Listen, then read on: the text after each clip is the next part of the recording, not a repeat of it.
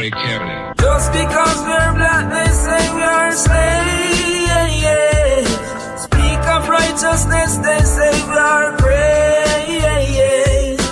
Just because we're black, they say we are slaves. Speak of righteousness, they say we are praise. Brought us from the motherland in bondage and chains. Bury our culture and change our names. They claim we're free, yet we are in pain. As long as there's life, there's a lot to gain. Just because we're black, they say we are slaves. Speak of righteousness, they say we are praise. Just because we're black, they say we are slaves. Speak of righteousness, they say we are praise. When God spoke his words, they said he was deranged. Marley sung his songs, they said the same. Malcolm X and Martin Luther fought relentlessly so we could be better. Just because we're black, they say we are slaves. Speak of righteousness, they say we are praise. Just because we're black, they say we are slaves. Speak of righteousness, they say we are praise. Brought us from the motherland in bondage and chains. Bury our culture and change our names. They claim we're free, yet we are in pain. As long as there's life, there's a lot to gain. Just because we're black, they say we are slaves. Speak of righteousness, they say we are praise. Just because we're black, they say we are slaves. Speak of righteousness, they say we are praise.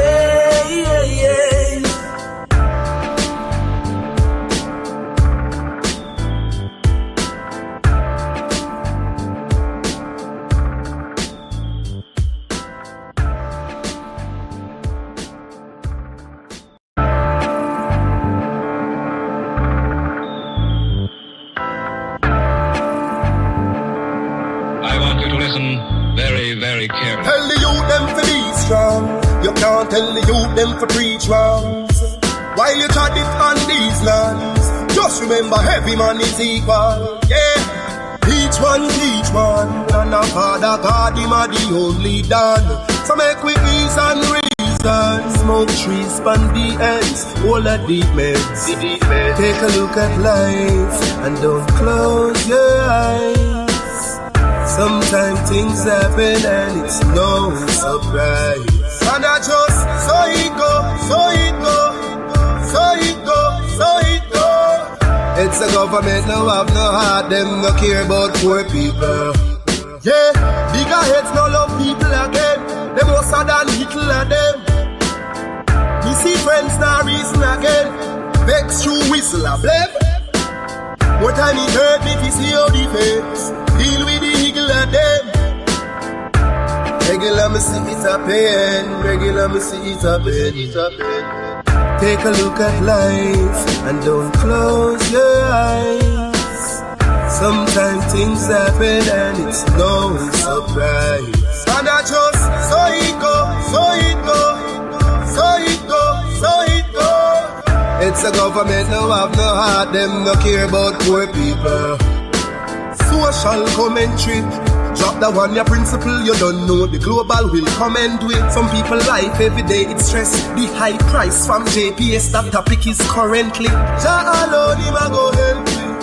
We need food and we no healthy. We a feel the pain, beg you protect me. In a life we have no envy. Take a look at life and don't close your eyes. Sometimes things happen and it's no surprise. And I just, so it go, so it go, so it go, so it go. It's the government no have no heart, them no care about poor people.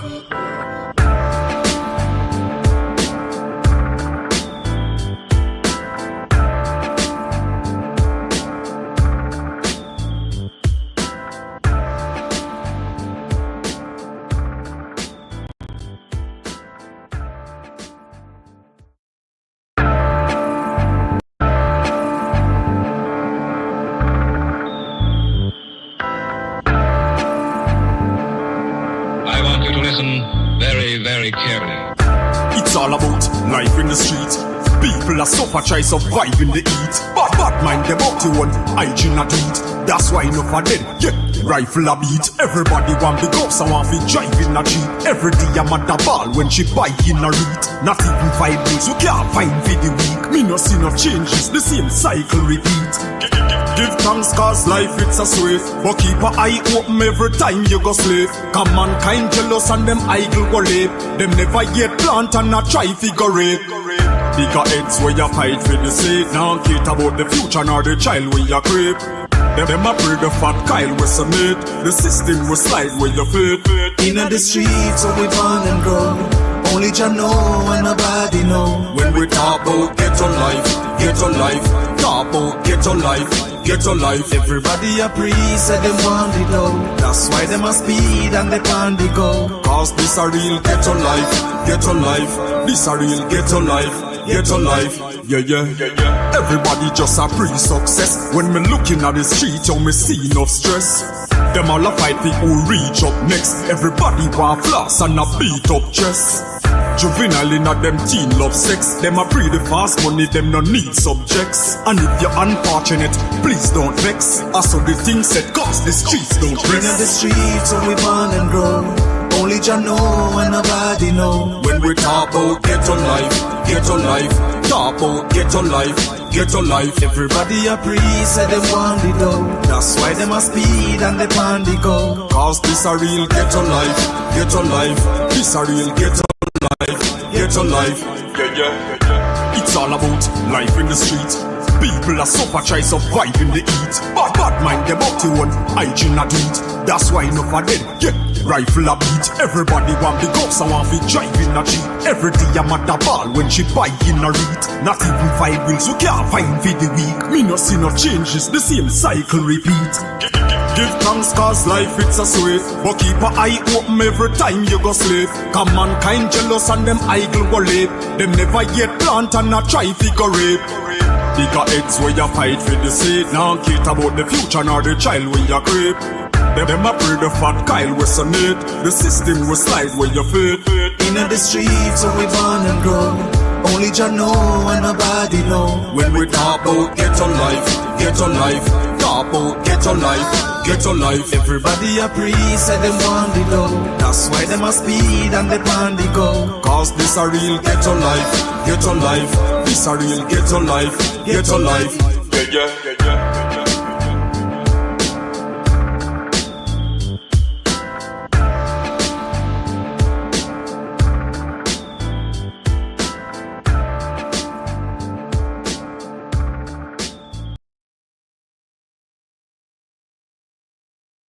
Hang on a second. Let me greet USA. USA Doc. Am I saying your name correctly? Blessings to you. Yeah, yes. Blessings to you, my brother. What's good? What's good? Yeah. Oh man, I'm here. Just call Go me ahead. American. I'm an American. We are American, so that's what I am, American. Okay. Bless up. Did you want to speak to anything we've been speaking about in terms of the term Akada, or was there something else you wanted to speak about yourself? Yeah, I just got back. I had to go for 10 minutes. I'm making my collard greens. But Yeah, you right on time though. yeah, the premise of your show, I mean, not show, but like your name, you're Jamaican. I'm an American. Yes. Like I don't understand how you can even say American dream. You should say Jamaican dream because we are Americans and you are Jamaican. So I don't know how you could, like me making a YouTube channel called Jamaican Dream. People would think like, oh, you're Jamaican. No, I'm American. I'm a descendant of chattel slaves here. Like, then why is your name Jamaican American? Right. So right, well, it's kind of strange. Go ahead. Yeah, immigrants come to America, I think, more than any other country, and You know, as a lot of immigrants have a dream of coming to America. Most immigrants have an American dream because they know America is like that light, that shining light on the hill. And everyone kind of dreams of coming to America. So immigrants, more than even Americans who are already here, immigrants dream of coming to America. So it's more likely that an immigrant would have the American dream or the dream of being in America than an American would.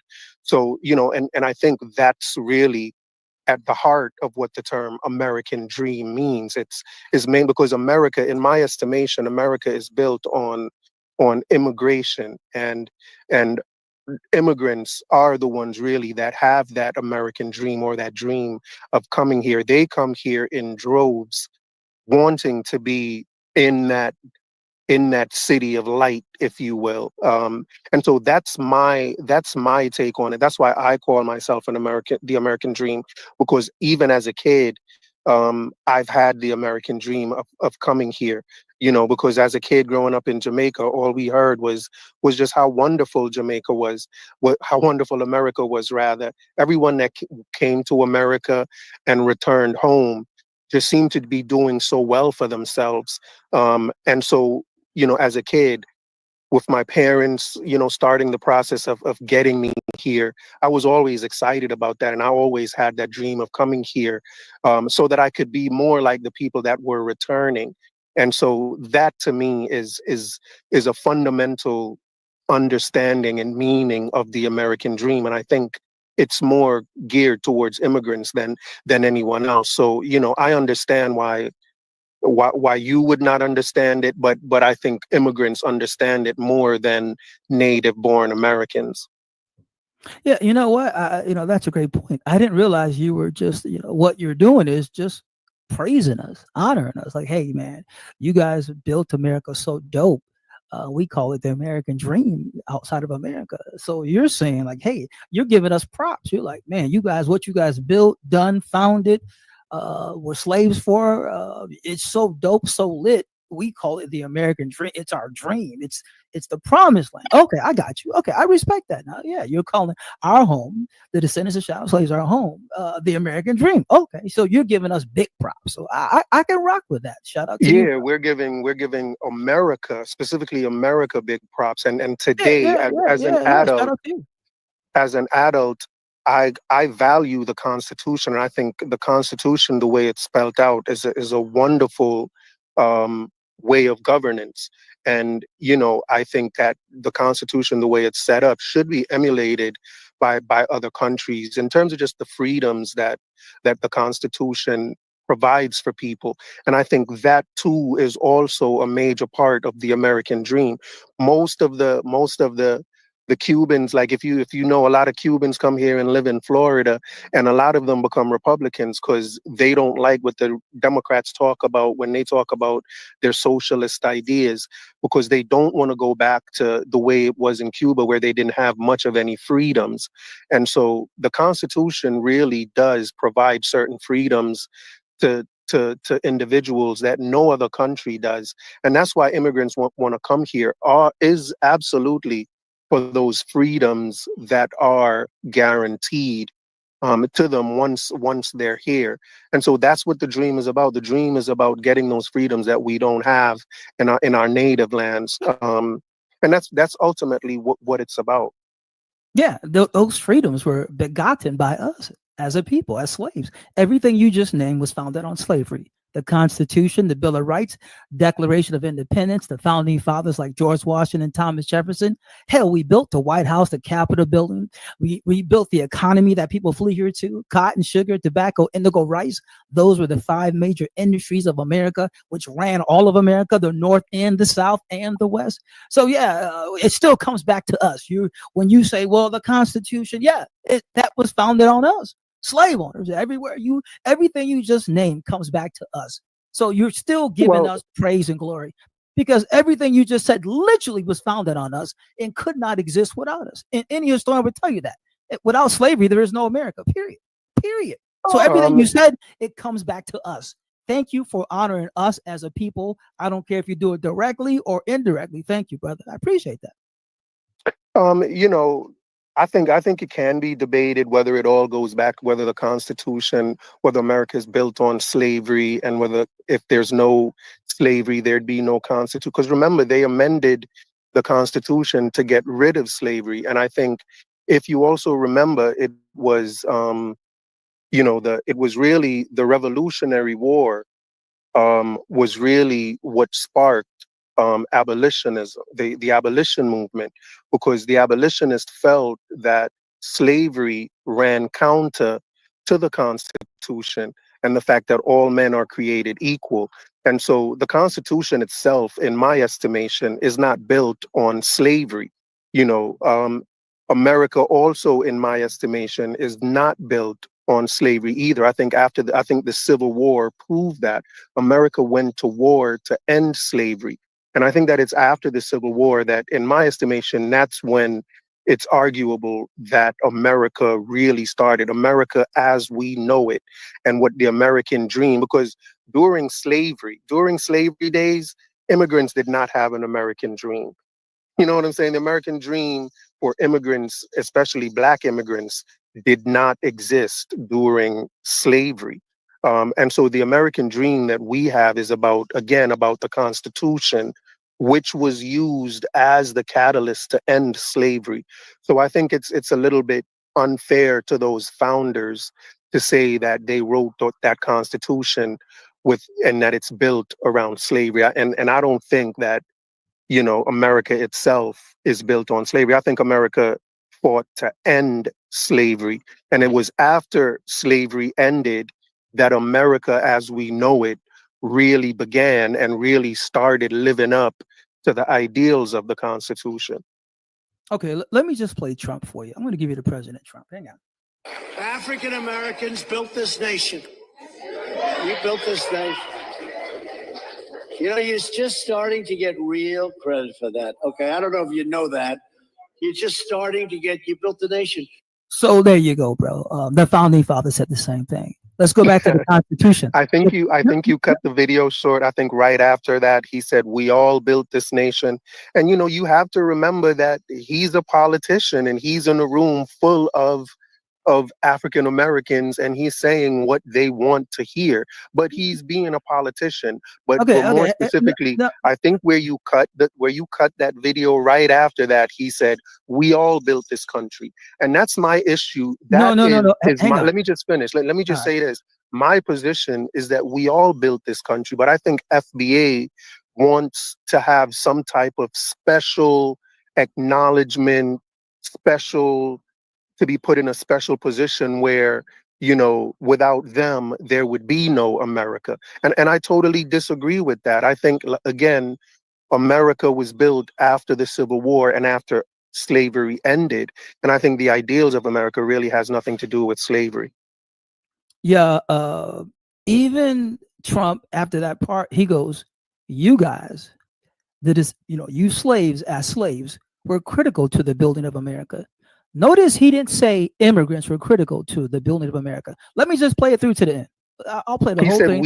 He said we all built this country. Yeah, but you guys played a critical role. Let me just play it through. It's only 24 seconds. Here we go. Sure. African Americans built this nation. We built this nation. You know, you're just starting to get real credit for that. Okay, I don't know if you know that. You're just starting to you built the nation. We all built it. But you were such a massive part of it, bigger than you were given credit for. Does that make sense? Right? Massive. You can't build America with that massive piece missing. Notice he didn't say immigrants were a massive part. No. He said we were a massive part. Like, you can't build something if you're missing the massive part, the critical part, the overwhelming majority part. That's what massive. When I say, man, that was massive. Like, that is humongous. So you can't build America without that. So my point stands. Without us, there's no America. Even he admitted, not only did we build America, but we played a massive role, which I agree. But go ahead. Yeah, but just because FBA had a massive role doesn't mean anyone else didn't have a massive role. And I think that's his audience. His audience is speaking to African Americans. If he was in a room of immigrants, he would say immigrants did a massive part in the building as well. So again, I think Trump is being a politician. He's being a good politician because I think that's what helped him to garner a much bigger percentage of the Black American vote than any other Republican in history. But I just think he's being a good politician. And the fact that he says y'all had a massive role doesn't mean that he's taken away from the massive role that anybody else had. And I think that can be said of any of the different portions of American society in terms of creating or building America. Okay, this is where I disagree with you. If we got a cake in front of us and I take a massive slice of cake, like, holy cow, that slice was massive. I'm going to have to say that the rest is just crumbs. Like, there can't be two massive, I mean, I guess you can twist it, say that's a massive part. And, you know, if I ate half and you ate half, those would both be massive. So I'll give you the twisting of that. But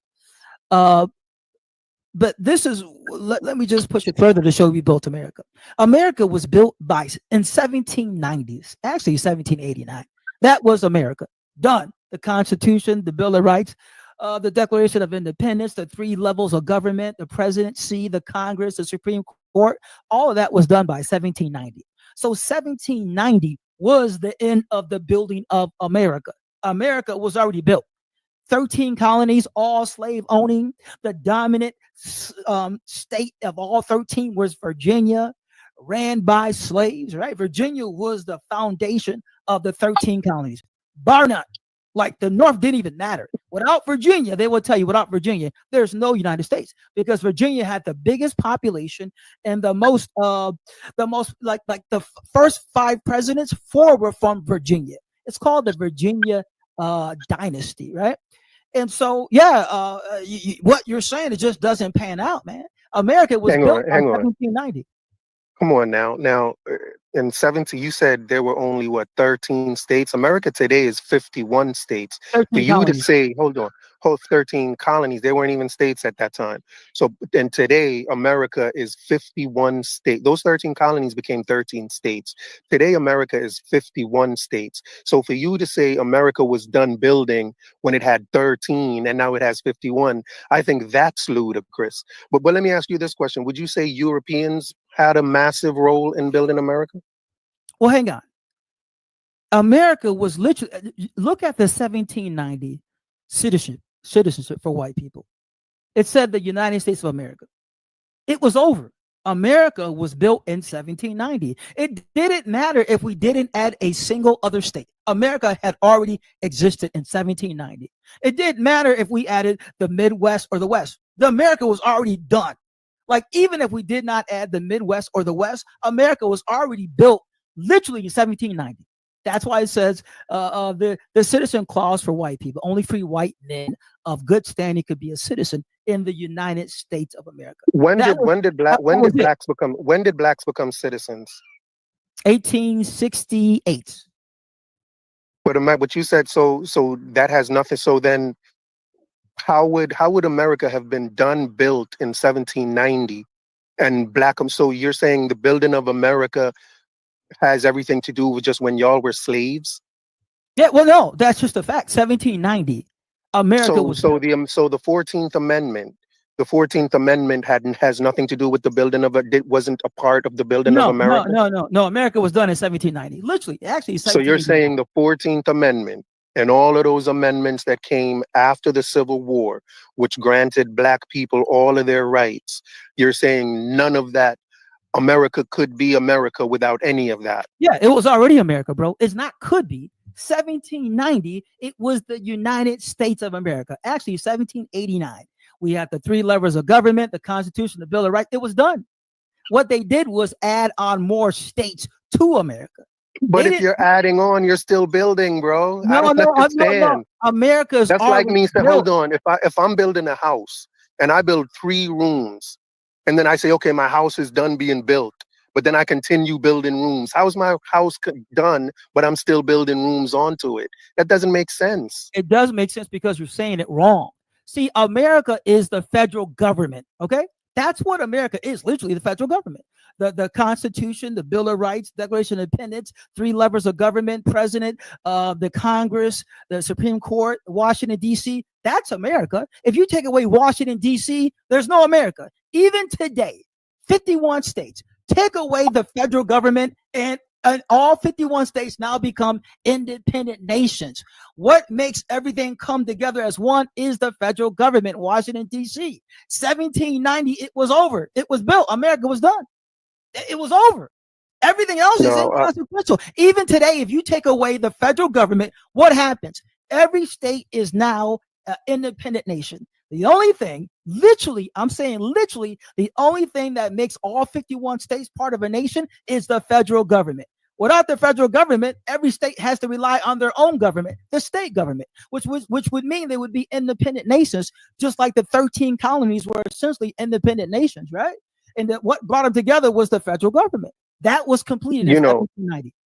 Tariq Nasheed says, if you can trace your heritage back to, I think he said the 1870 census, then you're foundational, right? Yeah. But if you can trace yourself back to 1870, that doesn't necessarily mean that you can trace yourself back to 1790, right? Because because your ancestors could have came here in 1820. Right. So if that's true, then half of the people like yourself that are claiming to be foundational, y'all would have came after 1790 when America was already built. And so half of the FBA people, y'all can't claim to be foundational. If you're only going back to 1870 and you're saying America was done being built in 1790, then how are y'all foundational? Who built America up to that point? Slaves. Where do we come from? No, I disagree with that. I don't think slaves built. Okay. I believe I don't think slaves. I always use the analogy that I think, because if you remember, slaves were treated like animals. So slaves were treated like animals on a farm, and I don't see where you can say the animals on a farm built the farm. Like, it just doesn't make sense to me. The people building the farm are the people that has the animals doing what they want the animals to do. And to say the animals are the ones that built the farm, it's just silly to me. And the only reason I'm using the analogy is because slaves are treated like animals. And that's what it means to be a slave, is that you're not even seen as a human being. So, to say that people who were not seen as human beings built this country, that just doesn't, or had more of a role than anyone else. That just doesn't mesh for me. It doesn't make much sense to me. Okay, hang on. Let me play Senator Tom Cotton. He's going to tell you what the founding fathers said. We're going to go to forget Trump. Let's go to the founding fathers. This is Senator Tom Cotton, a white Republican. Look what he was forced to say about slavery. Here we go. Otherwise, we can't understand our country. As the founding fathers said, it was the necessary evil upon which the Union was built. But the Union was built in a way. Slavery was the necessary evil to build America. One more time. And our country. Listen. As the founding fathers said, it was the necessary evil upon which the Union was built. We built America. I mean, whether we talk about Trump or the founding fathers, it was the necessary evil. No, they didn't say y'all built. It says it was if we're going to listen to what it said, it says it was the evil upon which the Union was built. That doesn't mean y'all built it. Yeah, I agree. Hold on. That could mean that that means that it was the founding fathers that built it using slavery. That doesn't mean, like what you're saying, what that quote does not mean that slaves built the country. Saying that slavery is the evil upon which it was built, what that means is the slave owners built America on that evil. So it doesn't necessarily even equate to what you're trying to make it equate to. Yeah, well, it does. Listen to him one more time. The foundation, the foundational Black Americans, right? Listen, this is foundational. Listen one more time. We can't understand our country. As the founding fathers said, it was the necessary evil upon which the Union was built. That's the foundation right there. The necessary evil upon which the Union was built. That's foundational Black America. I don't go by America. I go by American. We are the only Americans. But that's foundational. When you say, why don't you include the why don't you include the Irish that they also be slaves to United States also? The Irish never really get it good in Europe. They slaved them down to the United States also. Why don't you include the Scottish? They also be slaved down to United States also. Why also don't you include also the Native Americans that will actually be exterminated? So what she's saying is that things happened, not just only to the Black Americans alone. He's grouping a lot of people that also be slaves, white slaves, Native American slaves, the one that dealt with and everything. That's what it means. You just want to twist it to be foundational. Whatever I put to you put there, only you don't can explain it. I'm just listening. Yeah. Right. That's a good question, I think. Do you consider the Irish that were indentured servants, the Native Indians who were enslaved before you guys? Do you consider them to also be foundational? No, our dear brother, the African guy, Ola. Ola. When you said the Irish and the Scottish were slaves, that's simply a lie. They were indentured servants for 4 to 7 years. After that, they got free land, they got guns, and all that other stuff. No historian would tell you the Irish and the Scottish were slaves. No, not one historian from America. They worked alongside the slaves. They shared the slave but he didn't quarters. Say that. He said they were slaves. But I'm saying that. But they were they were treated like slaves. But they were treated like slaves. They did the same type of labor that the slaves did. The only thing is they just had a different title for them. But they did the same type of labor. They lived in the same type of slave quarter. They lived in the slave quarters with them. So why? Okay, so I don't understand why they wouldn't be just as foundational, because they're doing the work. The Indians themselves were enslaved. So speak to just the Indians. Why aren't the Native Indians who were enslaved by the same white folks to do the same work that y'all were doing? Why aren't they foundational? Well, hang on. The Irish and the Scottish were not slaves. Every historian would tell you. Every historian in America. But we're past that. Harvard, Yale, Prince, none of them would say what you're saying, that they were slaves. They were not slaves. They were. I didn't say they were slaves. They were indentured servants who were doing the same labor that the slaves did, who lived among the. And the only reason they were called indentured servants and not slaves is just as a technicality, because they were slaves for a short period of time, so they were indentured servants. But it's the same work that they were doing. But again, you're not speaking to the question I'm asking you. Just speak to Native Indians. Answer that. Why aren't they foundational like you guys? Granted that they were slaves, why aren't they as foundational as you are? Okay, hang on. Show me the Irish or the Scottish that were sold on auction blocks along with their wives and kids, their progeny. Show me one case that they sold Irish and Scottish people along with their wives and their kids, sold them like cattle. Show me one example. But when y'all say y'all are foundational, the reason you say you're foundational is because of the labor, not because of how you were sold or whether you were indentured and you were just arrested so you had to do the labor. The reason y'all say you're foundational is because of the labor, and those indentured servants also did the labor. So I don't even see the point you're making by saying that, because they weren't sold on slave blocks, that doesn't make them foundational. What does that have to do with it? What matters is the labor. Okay, let me show you, brother. You're missing a lot. Virginia in 1860. Virginia. Do you know the number one export out of Virginia in 1860? Slaves. Slaves was Virginia's number one export. You can Google it. Slaves.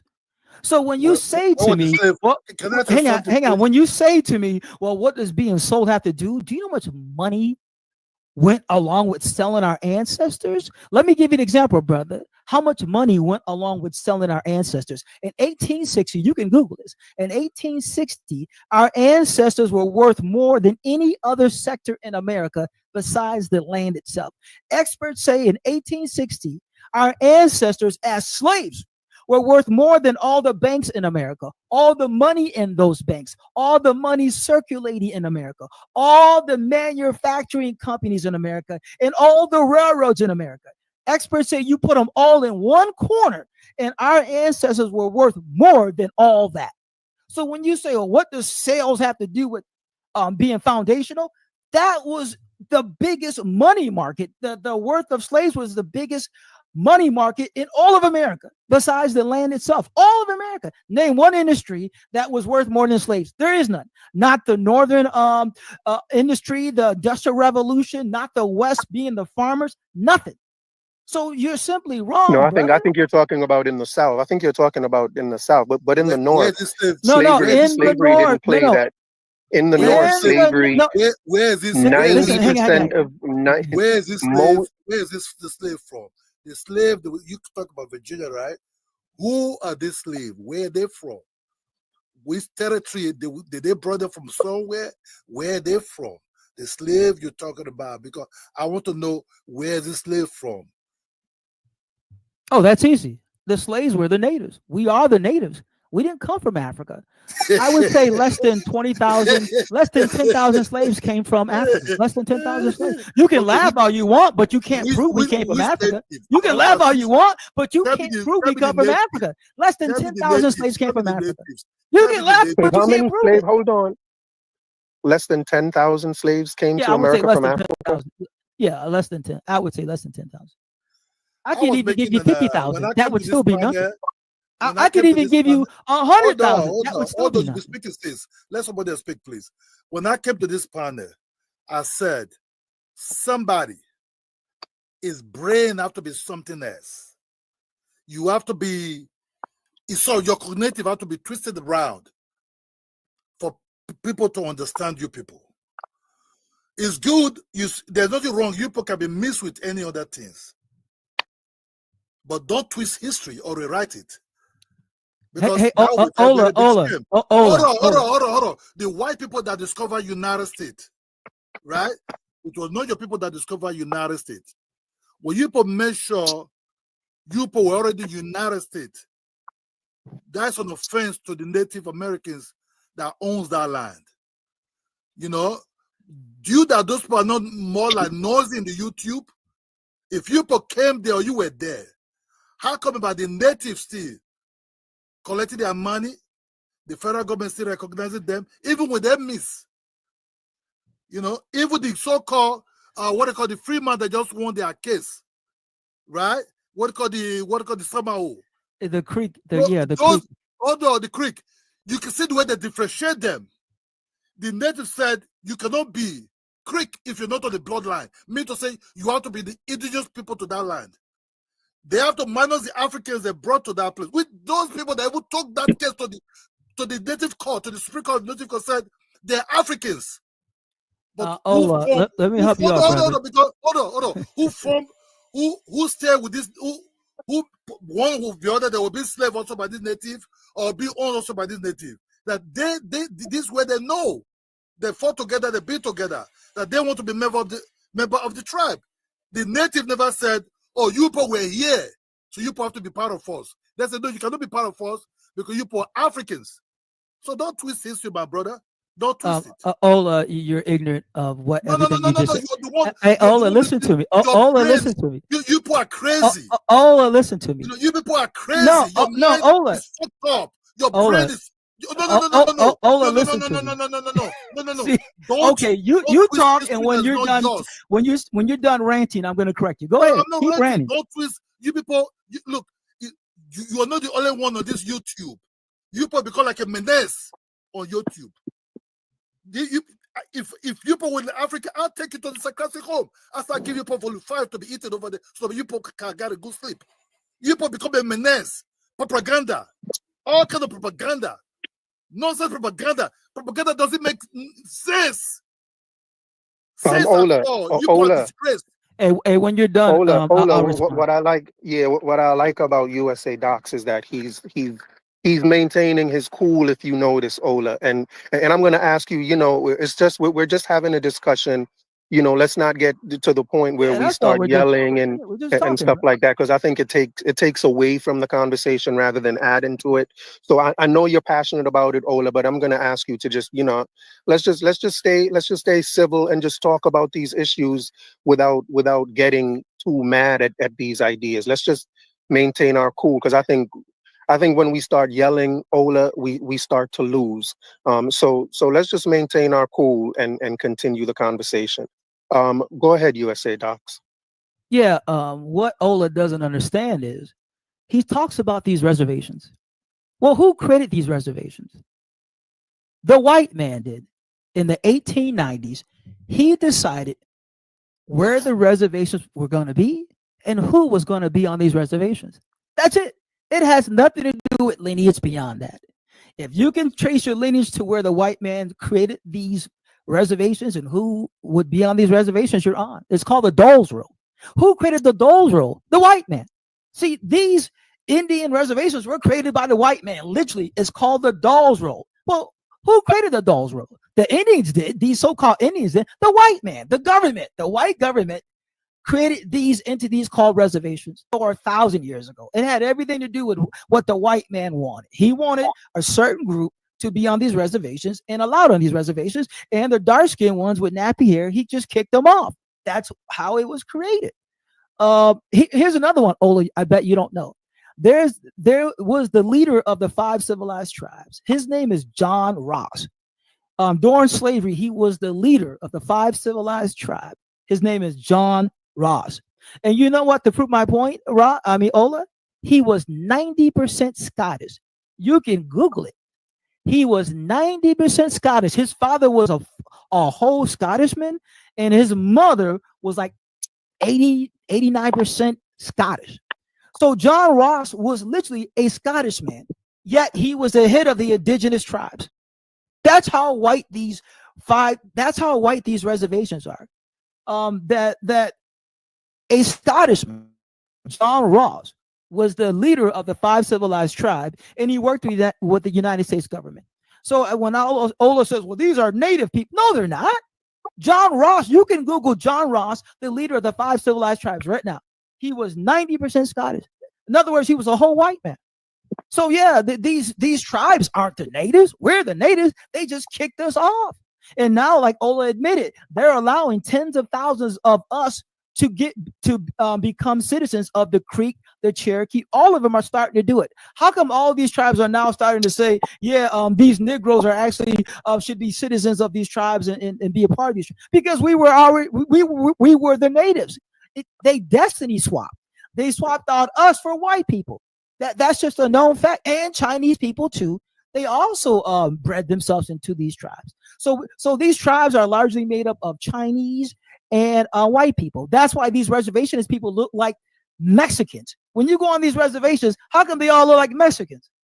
Yeah, well, because they're largely white with Chinese and maybe a little bit of indigenous, but most of these tribal people are definitely straight up white people with a mixture of Chinese. That's why they look like Mexicans. I had a friend I worked with, blonde hair, blue eyes. He said he was an indigenous tribal member. I said, bull crap. He pulls out his card, blonde hair, blue eyes, white skin, like straight from Sweden. He goes, here's my indigenous card. I'm like, holy cow. So yeah, Ola, you just don't understand, but go ahead, brother. Alan, go ahead, guys. Ola, did you want to respond? Ola doesn't know history. I'm just listening to him, because maybe I'm a little bit kind of emotional because I listen to those dude, the guy that win that the case with the Creek people and CBS and all. They were just talking about, Africans as they are part of their identity. Nothing wrong if you miss. If you miss, you miss. That's just all. There's nothing wrong about it. If you live in the territory for about 400 years, sure, you'll be missed. He might not be at the beginning, but it might be at the middle, might be, few years back. It doesn't really matter to me.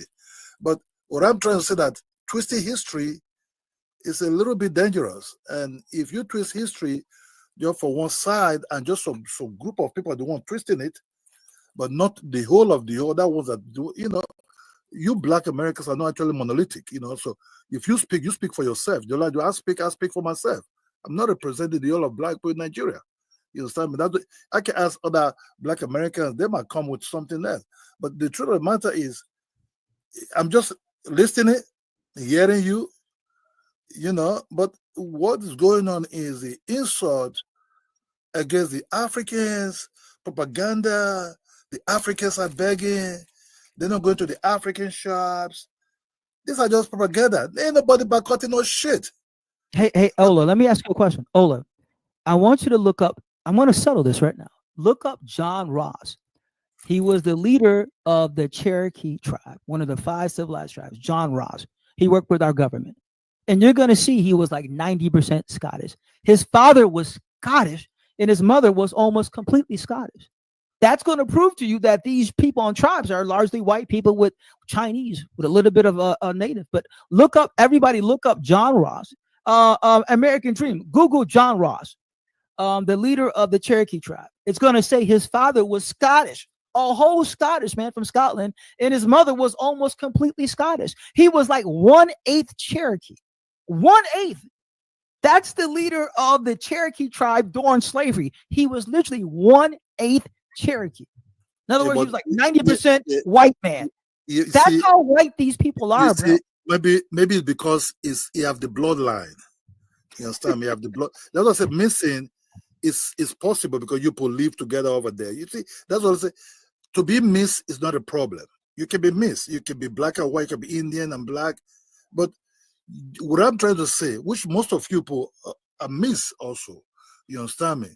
There's nothing wrong about that. But it's about the true identity of your lineage.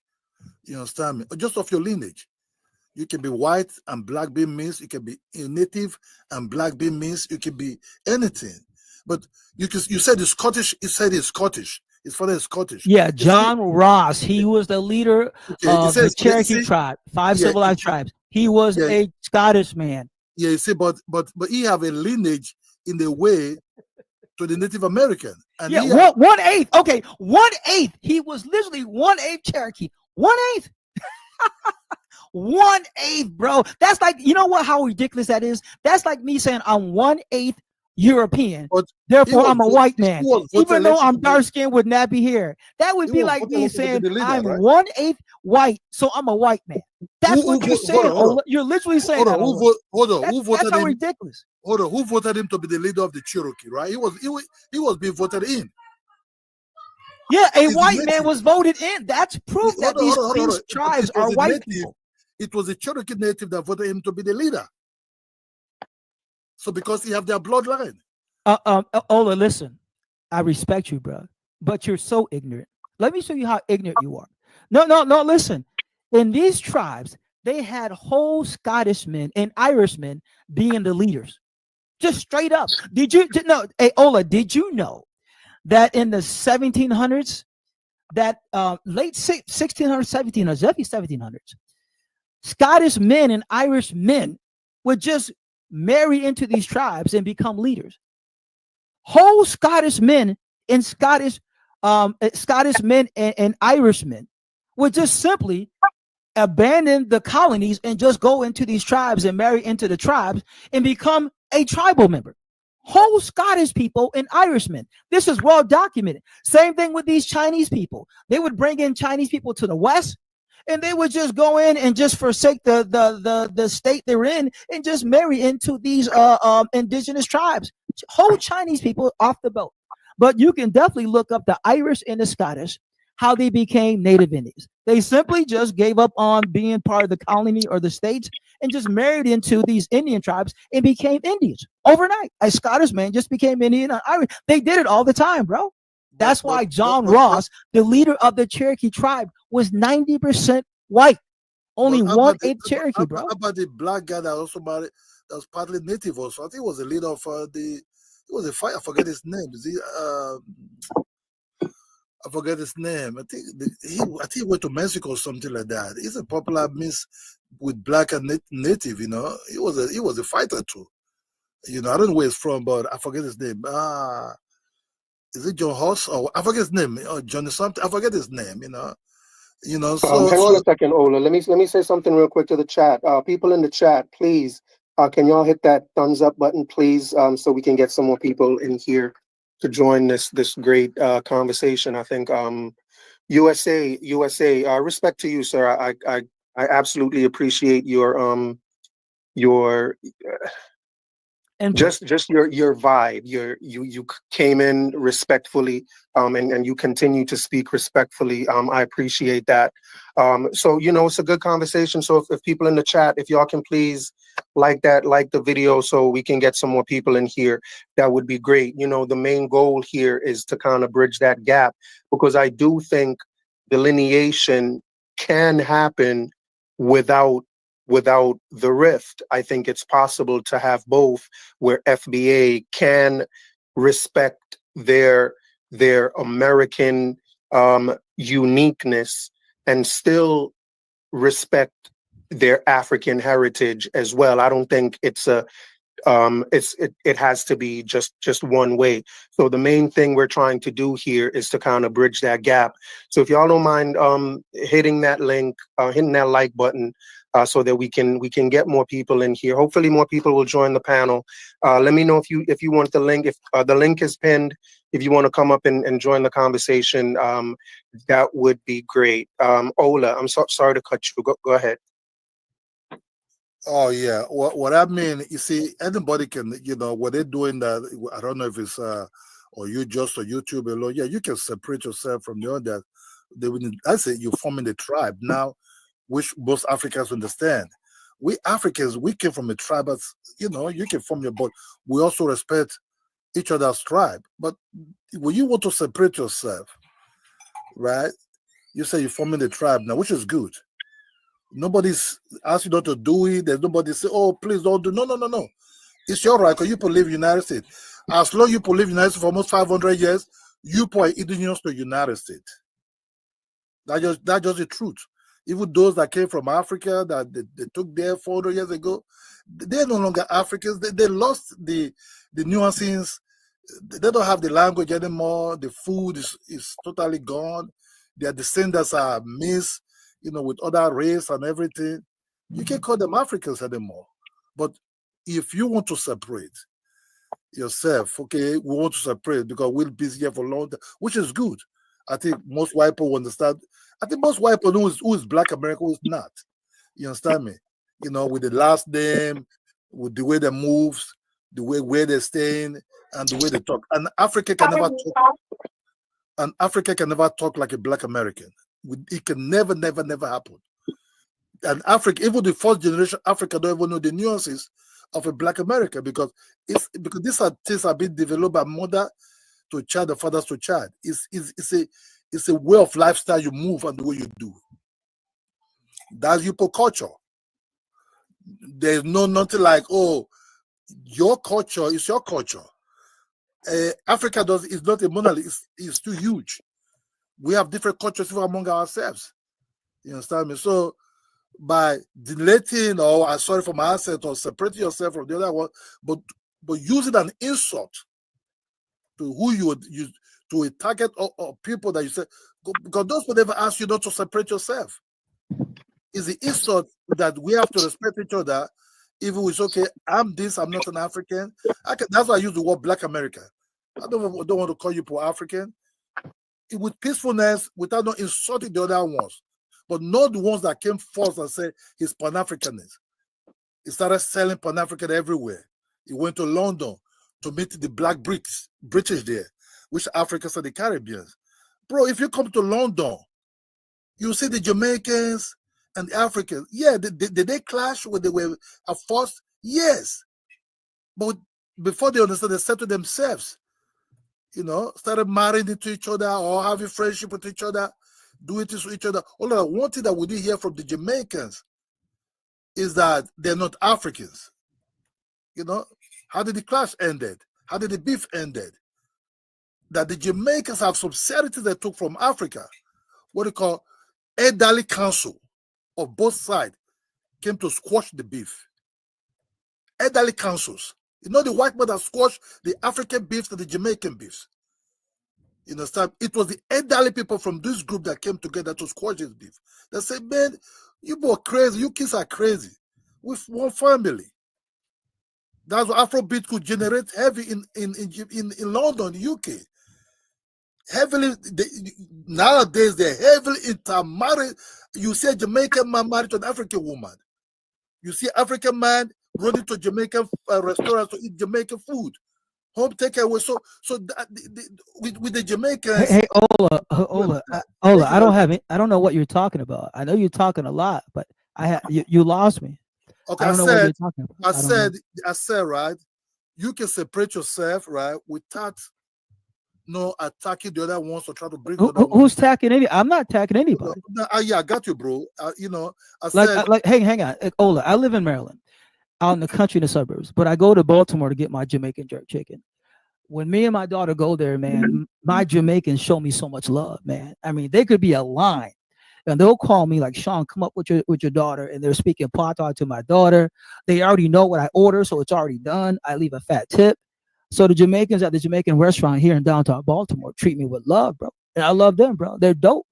And so I don't know what you're talking about. You know, you guys are just talking shit about everybody. Let me say this to you. I don't understand that, USA. Let me tell you what I'm talking about. Jamaicans delineate, right? Jamaicans delineate. We're clear that we are Jamaicans. The ones here, we say we are Jamaican Americans, but we acknowledge our African heritage, and we value that. And you know what I mean, for a large portion of Jamaicans are Pan-Africanist, and they're down with Pan-Africanism. Same thing with Haitians. Haitians delineate. They claim their Haitian nationality and their Haitian history, but they also acknowledge their African heritage. For some reason, FBA are the only ones that feel that delineation has to come with distancing yourself from your African heritage. And I'm wondering, why is that? Why is it that, because if we were to do like percentage wise, I know you said only a small portion of slaves came to America, but I think it's a little more than what you claimed. I think it's closer to 400,000 slaves that came to America in the Atlantic slave trade. And I think, but the point that I would make is, if we were to trace your heritage back throughout, I think it's more likely for the average FBA, his heritage is more likely going to go through the transatlantic slave trade than it is going to go to 1526 or the pre-Columbus explorers that came here. I think less than 1% of Black people, less than 1% of Black Americans, FBA, are going to be able to trace their heritage back to the pre-Columbus explorers, or to 1526, or even to 1619. The vast majority, over 90% of FBA, is going to have their heritage go through the transatlantic slave trade. And so, for y'all to say, oh, we were here before that. And I'm like, what type of mathematics are you using? Most slaves came through the Atlantic slave trade, and less than 1% of y'all are going to say is going to be outside of that. So how do you respond to that? Oh, okay. I'm going to give you an expert. This is an expert of the transatlantic slave trade. His name is Dr. Greg O'Malley. He's one of the top experts on the transatlantic slave trade. And listen to what he has to say about America, United States of America. Listen. Hang on. Here we go. The colony of North Carolina offers a great example. A book that I read on slavery in colonial North Carolina taught me that there were nearly 100,000 enslaved women and men in North Carolina by the eve of the American Revolution. But the author said that they had also documented only one voyage to the colony directly from Africa. 100,000 people, one known voyage. There you go. It's been we come from Africa is a lie. That's one of the leading experts on earth saying, he studies his whole career has been dedicated to the transatlantic slave trade, Africa to the Americas. And he says, when you look at United States of America, all these Africans just don't appear. One more time. This is what he said. I'm not saying it. The colony of North Carolina offers a great example. So the colony of North Carolina, he said there was 100,000 slaves, only one slave ship from Africa that they can prove. One more time. A book that I read on slavery in colonial North Carolina taught me that there were nearly 100,000 enslaved women and men in North Carolina by the eve of the American Revolution. But the author said that they had also documented only one voyage to the colony directly from Africa. 100,000 people, one known voyage. There you go. And so, right. So can I respond to that? Can I respond to that? Hang on, Ola. Yeah. Let me respond to that. Wall Street. If you notice, he said directly from Africa. Only one Correct. voyage directly from Africa. A lot of them could have came from the Caribbean or from South America, but that doesn't mean that there Or weren't from slaves ports in New coming York. in. It Or said from ports right. in New It said York. direct. Exactly. So that doesn't really prove anything. Again, USA. Yeah, no, it does. It doesn't prove anything. No, it proves everything because you said 400,000 slaves came from Africa. You can't prove that. That's the point. That's a lie. Let me help you out, American Dream, and I want you to listen to me because I'm going to speak honest truth to you. When they say 400,000 slaves came from Africa to America, United States of America, you do realize they admit at the very same time that's an estimate. They don't have proof. So when you say, well, hey, are you saying you guys didn't come from Africa? No, there's no proof. They'll tell you that. They'll tell you, Right, like, but they're not. But even that estimate, though, USA is not directly from Africa. What I'm saying is some of them were shipped from Africa to the Caribbean, and then from the Caribbean to America. But okay, no, you're wrong again. these No, listen. okay. No, they say only 60,000 came from the Caribbean. They say 400,000 came directly from Africa. He's saying 60,000 came from the Caribbean. Both estimates they can't prove. They cannot prove 400,000 Africans arrived here, and they cannot prove 60,000 Caribbeans came. They can't. They'll tell you, like, yo, these are all estimates. I'm going to tell you what else you can't prove, though. You also Please, hang on a second. Who's speaking? Who's speaking? This is Wall Street Willie.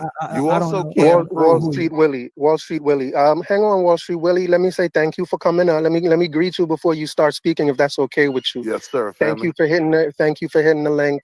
I appreciate you coming up. The goal is to bridge the gap. So let's talk, like, you know what I mean?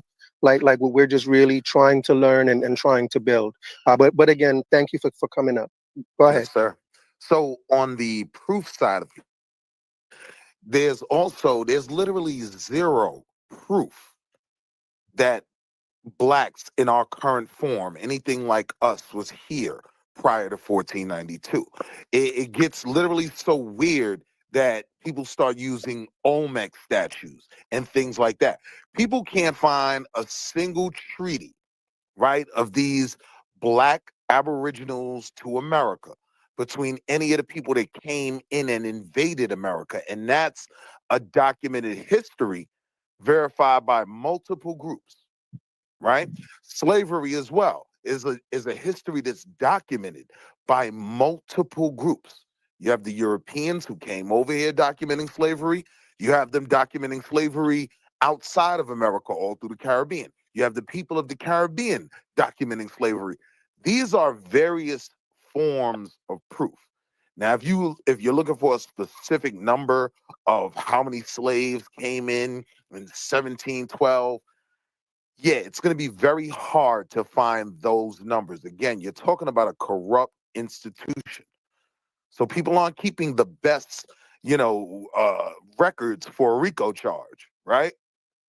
But it's a reality that our history in the transatlantic slave trade is very well documented. I tell Aboriginals all the time, right? You don't need to prove the legitimacy of your argument through me.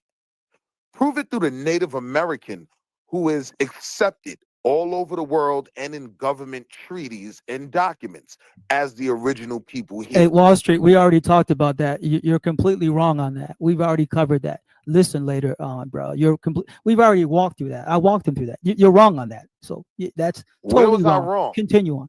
Yeah, when you just said, well, the government accepts these native people as being natives, I've already dealt with that, bro. Like, you're already late to the game. I'm asking you, where was I wrong? Because like the same way you said only one voyage coming into North Carolina. I didn't say that. The experts say that. I didn't say that. Right. But you presented it as a part of your argument. So let's not have a disingenuous argument, right? Okay, no. Hang on. Let me just play it again. You presented that one boat came into North Carolina as if that was some form of proof. No. The amount of slaves coming into.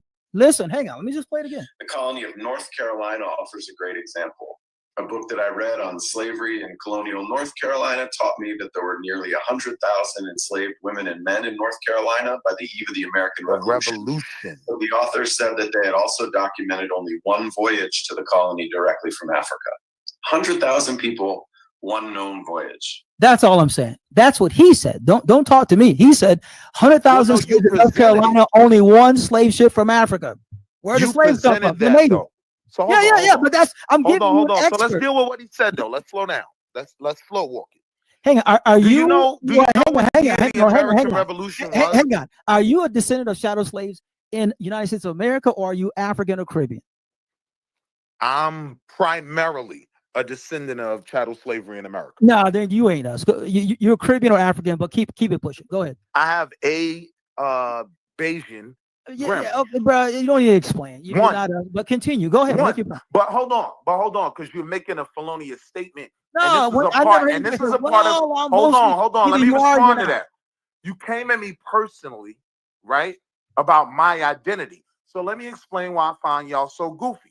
Y'all will say that one Bayesian parent eliminates my 3 chattel slavery black parents. No, it doesn't. If you're saying that 3, that's your argument. You're saying I'm not one of y'all. That's not my argument at all. You're the one that said, well, no, either you are or you're not. If you're saying 3 of your great grandparents come from chattel slavery and 1 is Blasian, then you're us. That's all I'm saying. I'm just saying I know the argument you guys make. That is not an argument I've ever said. If that was the case, none of us would be FBA because we all did just say I'm not. You did just say you're not one of us. You agree with that, right? That's neither here nor there. That's neither here nor there. Let's just move forward, bro. Right, just right. Make it so look, do you know what year the American Revolution was? We're talking like 1763. I don't play the disingenuous asking questions that nobody can answer game, right? So we're talking about the mid 1700s, right? 100,000 slaves at that point. You do realize there was a breeding process for slaves and all types of other things, but sometimes we just jumped the broom behind the slave quarters and created families before they were ripped apart and sold or whatever. If you're starting with 100,000 in the 1700s, can you imagine what that number will balloon to? The American Revolution started in 1775. You said 1760. You're a decade and a half off. But continue on. You're just a decade and a half off. You said 1760. Revolution kicked off in 1775. 1783 is when it ended. Yeah, but you said it started in the 1760s. You're a decade off. I said 1765. You're a decade off. You're a decade off. No, I'm not a decade off. The American Revolution started in 1775. You're giving me 1783. That's the year it ended. 1775 is when it started, not 1770, not 1765. You're a decade off. Google it, bro. Just Google it. Google when did the American Revolution kick off? 1775, not 1765. You're a decade off. But continue on. Make your point. What's your point? An epic political and military struggle waged between 1765 and 1783 when 13 of Britain's North American colonies rejected imperial rule. That's not the American Revolution. 1775 is the official date of the American Revolution, not 1765. You're a decade off. That is irrefutable. That's just history. Move on. What's your point? You want to make a point? Make your point. I mean, I kind of made the point. I was responding. Move on, bro. I was trying. Anybody can Google this, bro. Anybody can Google but you're cutting me off. Okay, go ahead. Right. What I'm saying is, if he's talking about there were 100,000 slaves at that point, and that's what's documented, right? We always talk about what's no longer documented and can't be proven. So can I interrupt you for a second? Jesus You're wrong. He didn't say no. He didn't say that was all the slaves in America. He spoke of North Carolina. North Carolina. You just said, well, if that was all the slaves in America. About no, you're wrong, bro. I'm talking about North Carolina. Okay, then say that because you just said if that was all the slaves here. Me off, so you're because I'm correcting you. Train of thought. No, so let me clarify if I misspoke. Thank you. He made the specific statement that during the American Revolution there were 100,000 documented slaves in North Carolina. Correct. There you go. Correct. Continue. Yes. So now, when we talk about all that can't be proven, are you just sticking to that 100,000 number, or is it more than likely there were more? In North Carolina, there were 100,000 slaves, only one slave ship from Africa. So you're sticking to that number. Fine. Yes. That's the number that can be proven. So now this is an expert saying this, bro. Jesus Christ, bro. Experts say a lot. Experts say a lot. That doesn't mean we shouldn't dissect the information. Yeah. What is your point? You want to make a point. What's your point? I forgot my point. Now you keep cutting me off. But Okay, I just don't even think that he was asserting that in North Carolina, it's what you're saying. Even if one voyage came to North Carolina, there was still slave ports in Baltimore. There was still trading blocks in New York City, right? Where slaves were sold, where people from North Carolina, South Carolina, and Virginia would go to buy their slaves. So the slaves didn't have to get Uber Eats directly to North Carolina. You get what I'm saying? Some people actually but you had takeout spot. Does that make sense? Point, no, you don't make sense because you're trying to prove. No, I'll prove it to you. You're trying to prove that the slaves came from Africa. You have yet to prove it. You haven't given one piece of evidence. Nothing. I'm still waiting. Prove it that we came from Africa. 400,000. I want you to prove it to everybody, and I'll shut the hell up. Prove it. Show me your proof that we came from Africa. 400,000 Africans came here through the transatlantic slave trade. Prove it, and I will sit here and apologize to you and leave this panel right now. Show me your proof. Go ahead. Prove that we didn't. No. You said we did. When you ask me a disingenuous, when you say something is, you have to prove it. No. Okay, everyone, you cannot prove that we came from Africa. I win the debate because you can't. No, you don't. Yes, I do. Prove that we didn't. No, I don't need to prove it. I can prove how blacks in America were identifying themselves. I can prove that in the 1700s they were identifying as African. That's why in a lot of African I can cities, prove you wrong on that too. That is wrong. Frederick Douglass in the 1800s said we're not. Okay, let's go to Frederick Douglass. He's famous. You know what he said? We're not African. He goes, we have nothing to do with Africa. Not socially, racial-wise. He goes, we are American. He goes, our ancestors. We are American. And then he said that if anything, we're admixed with the white man, the slave owners. Frederick Douglass is saying that we. Have you ever heard about the project to create Central Park in New York City? What's that? Have you ever heard about the project to create Central Park in New York City? A lot of you have a lot of the FBA aboriginal argument, which is a lie. They start talking about Seneca Village. You will find no reference in the moment, to a Seneca Village. That's some bullshit that's made up a long time after. What it was, hold on, let me land. Let me complete one coherent thought, my brother, right? So you will find no one referring to this part of town as Seneca Village. What it is referred to, right, in pretty much every New York publication is Nigger Town. That's what they called it. Cool. Black Americans. Okay, cool. Nigger Town. Black Americans, right, brought that property, and they are documented in history by lot, right? Those homes are documented. You know what's the cornerstone of that town? Do you want to know how those people identified themselves? Do you want to know where they went every Sunday? The African Methodist Episcopal Church.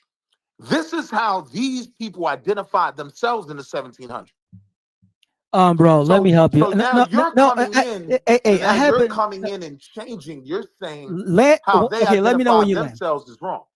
Okay, this is how you're wrong. Do you know who created the African? Did you say the African Methodist Episcopal Church? Did you say that? AME, you heard my point. Yeah, AME. Okay, everybody listen. I respect you, brother, but you're lost on these topics, bro. You're really lost, because the creator of AME was a man named Richard Allen. Did you know his mother was a whole Native Indian? Right? And did you know he married a Native Indian woman and he had kids with that Native Indian woman? And did you know his sister married a Native Indian man? So this man was at minimum half Native Indian. His mother, look it up. Everybody can Google it. His mother is a certified Native tribal person, right? And so this guy was half. Richard Allen. No, Richard Allen was. What tribe?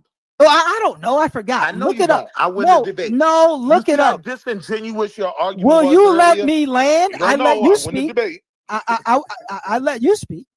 Now no, listen. You really didn't, but I'm listening. No. I'm going to prove you wrong, because do you know why Richard Allen started the African Methodist Episcopal Church? because he got kicked out of the white Methodist church. Him and some friends were praying in the Methodist church, and the white people kicked him out of the Methodist church, which he loved the white Methodist church. So he started something. He goes, well, we got to name it something. Let's just name it the African Methodist Episcopal Church. Did you know the congregant said, no, listen, no, let me finish. Let me finish. Did you know the congregant said to him, we don't like that African title because it makes it look like we're immigrants from Africa. We're not African. So his own constituents said, no, we shouldn't have African on it because we're not African. That's not the case for these people I'm speaking of. The creation of the, no, you said AME. That's these how it people started. I'm speaking of who identified as AME, they were identifying as the descendants of Africans. You are so okay. How can that be when Richard Allen, who created it, was at minimum half Native Indian? Literally, how could he be an African if his mother was a native tribal person and he had kids with this woman? So there's no way this guy can identify as African when his whole mama was a native tribal person. This is a fact. This is a fact. You're making the argument small. No, this is a fact. I never said Richard Allen identified as African. I'm talking about the people that were attached to the AME church. They were identifying with their origin, their descendants. They were from Africa. Right, hang on a second, gentlemen. Hang on 1 second, gentlemen. Hold on. Wall Street, hang on a sec. Go ahead. Let this be the last thing, then I want to say something. Have you ever heard of the Hotel Afrique? Are you talking to me? Yes. The Hotel Freak? The Hotel Afrique. AFRQUE. No, I went to the Outer Banks. I don't know. What I went to the Outer period? Banks in North Carolina, took my kids out there. So the Hotel Afrique is a place that, following the Civil War, right? Yeah. Now you have all these blacks that the general's name is slipping my head, but you had these blacks following this general. The general says, all right, we're going to let the blacks fight in the war. Like, at least let's put them to use. So now the war's over. They're not going back into slavery. Right? So they were trying to figure out where to go. They created the Hotel Afrique, which was a place where blacks could kind of get an idea of where you want to go next. Right? My point is, you see Africa in the moment, not some new made up Seneca Village shit, right? That we talk about in 2025. I'm saying how they identified themselves, how they name their organizations and their churches and even their businesses, right? You see a line of Africa, Africa, all the way through it. That's my proof. And that proof can't be dismissed. That's proof. Where are you from, Wall Street? I'm from Harlem. Harlem. So you're Black American? Yeah. Okay. Do you identify as FBA? No, fuck no. I'm sorry. Okay, so heck no. So yeah, if you had to say one thing, if there was one main idea that you think summed up what you would want to get out to people, what would that be? Ooh, that's a good question, but it's not a simple answer, right? So I'm sure. I think I would just focus on where FBA is problematic to me. Right now, when we're talking about the delineation, the conversation was originally being based around reparations. The reason why I think that's always going to be a stupid argument is, if we ever do get this imaginary check, right, they're going to put a year on it. You have to prove your family back to 1865. You have to prove your family back to 1794 or some year. You would agree with that, right? Because no one thinks they're just going to give away free checks. Like, no, you're going to have to figure out if you qualify, correct? Yeah, yes. 1870. So yeah. This is why, to me, the purpose of delineation is stupid, because here's the honest fact. If that's the case, there is zero possibility that Kodak Black is going to be able to qualify, right? Burger Boy is not going to be able to qualify. But here's the problem. It's a lot of Black Americans that won't be able to take their family lineage back that far. A lot of us don't even know our daddy. Yeah, Let's be real and have the real conversation. There's no, hey, bro, let me help you out. Hang on, let him finish. Please let him finish. Go ahead. Did that make any sense though? Or I'm tripping. Like, I think a lot of the real problem is going to be Black Americans that should qualify for it, being able to, prove that lineage. So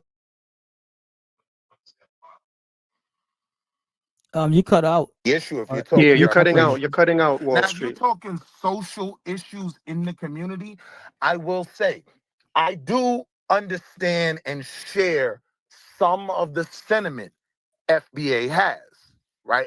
I understand where it's coming from. My major reason why I can't identify with Hang that on, all. Wall Street. Wall Street. You're under.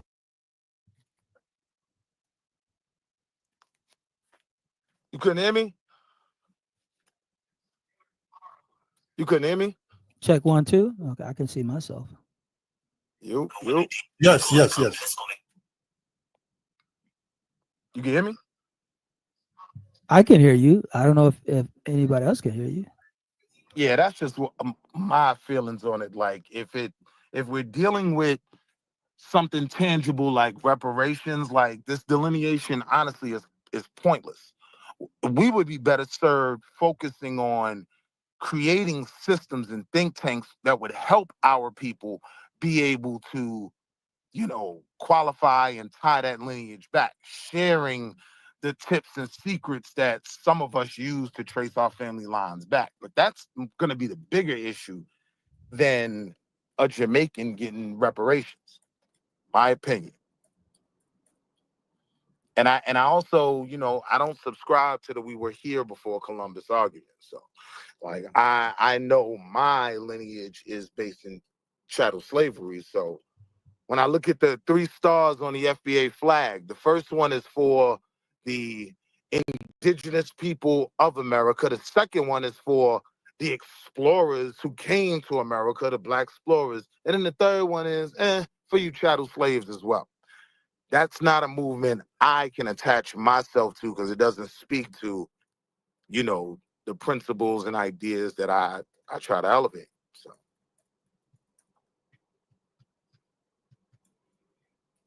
I think it's doing at this point more damage than good, but I do understand the sentiment. So I put on the African community and the West Indian community. Yo, look, only 2 things are going to kill this FBA argument. One, it's going to be investment in our communities. And what I mean by that is, if a Black American says, yeah, well, where are the Black people working in these African or West Indian businesses? That is a fair question. That's a fair criticism, right? That I think a lot of West Indians and Africans try to brush off.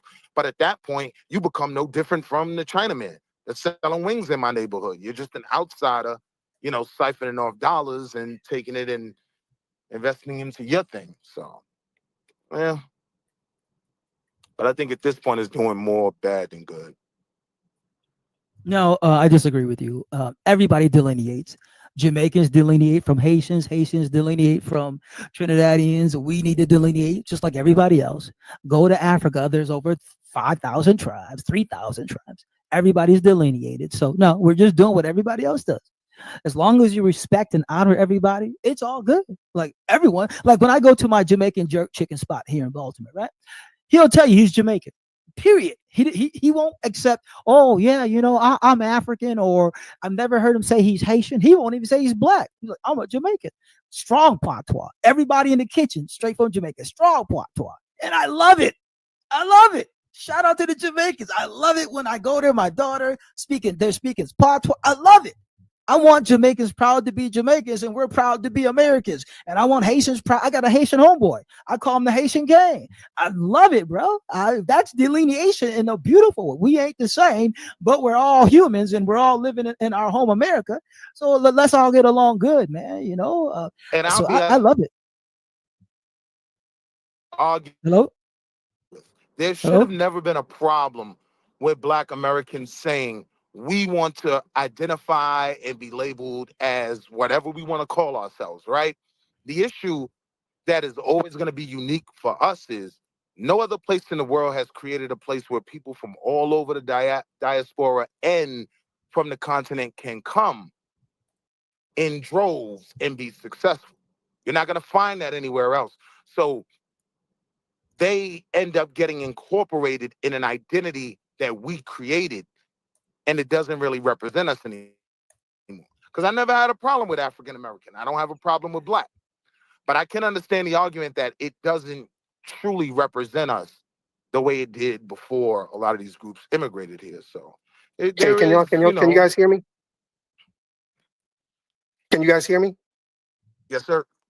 Yeah, my bad. I was having some technical issues. Not Wall Street, USA. Can you explain to us why delineation and Pan-Africanism cannot coexist? Well, Pan-Africanism is a falsehood. Just look at Africa: 54 nations, 3,000 to 5,000 different tribes, 10,000 languages and dialects. So just look at Africa. That's the motherland of Africans. It's all split up. There's civil war, and no, they got Boko Haram. Like, Pan-Africanism is a joke. When you got a continent, richest continent on earth as far as resources, and they can't get along. They're all delineated by nation, by tribes, by language. So yeah, that is proof Pan-Africanism is a fantasy. Now, when all of Africa, hang on, when all of Africa gets on one page, then we can talk about it. Like, holy cow, all sub-Saharan Africa, there is one. Then we can sit at the table and chop it up. But until that happens, Pan-Africanism is a fantasy. It's a fantasy, bro. Look at Jamaica. Isn't Jamaica, they're kicking out Haitians? In Jamaica, they're kicking out Haitians right now. I saw it yesterday in the news. Jamaicans are kicking out Haitians, saying they're xenophobic. They don't care. They want them gone. Ghana, they're kicking out Nigerians, and the lady says she's xenophobic. No, it wasn't the Jamaican, but it was the lady from Ghana. She's on the news saying, I'm xenophobic as hell, and I want these Nigerians gone. And Jamaicans are kicking out Haitians. And so everyone's kicking on everybody. There's no Pan-Africanism, man. That's just a pipe dream. People have always. My fault. What's your question, Wall Street? I was going to ask, would he consider AES Pan-African? Because here you have, Burkina Faso, Niger. You have a few countries in a region working together, right, to create autonomy and their own self-governance and things like that. And that is the base of the Pan-African argument. It was never a we are the world, make everything perfect argument. It was about people of Africa and of African descent working together all around the world to better their own situations, whether it happens in pockets or on a large scale. Yeah, all I'm saying is that all of Africa is divided, and that is the motherland of Pan-Africanism. So if your foundation is jacked up, then no. When all of sub-Saharan Africa gets on point, then we can sit at the table and chop it up. Yeah, but at the heart of Pan-Africanism, right?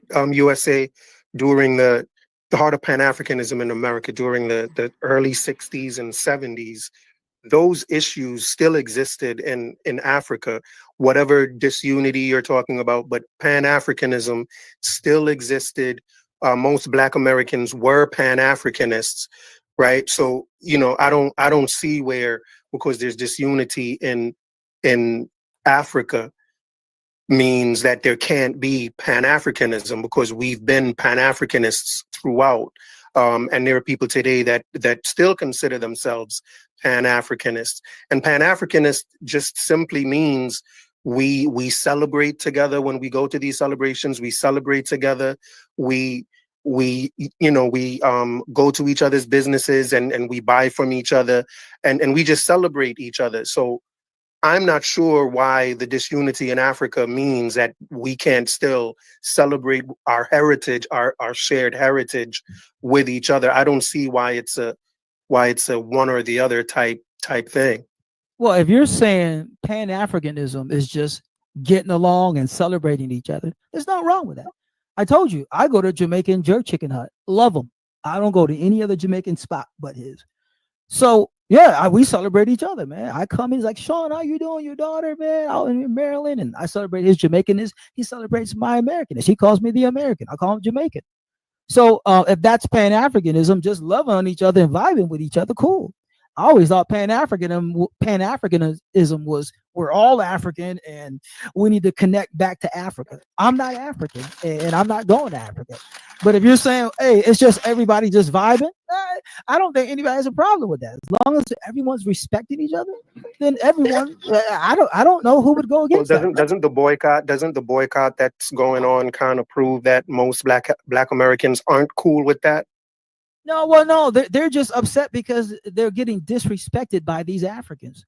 It has to do with disrespect, and they're trying to teach them a lesson. Hey, don't disrespect us in our own home, because when we go to your home, if I went to Jamaica and just started disrespecting Jamaicans, I wouldn't make it out alive.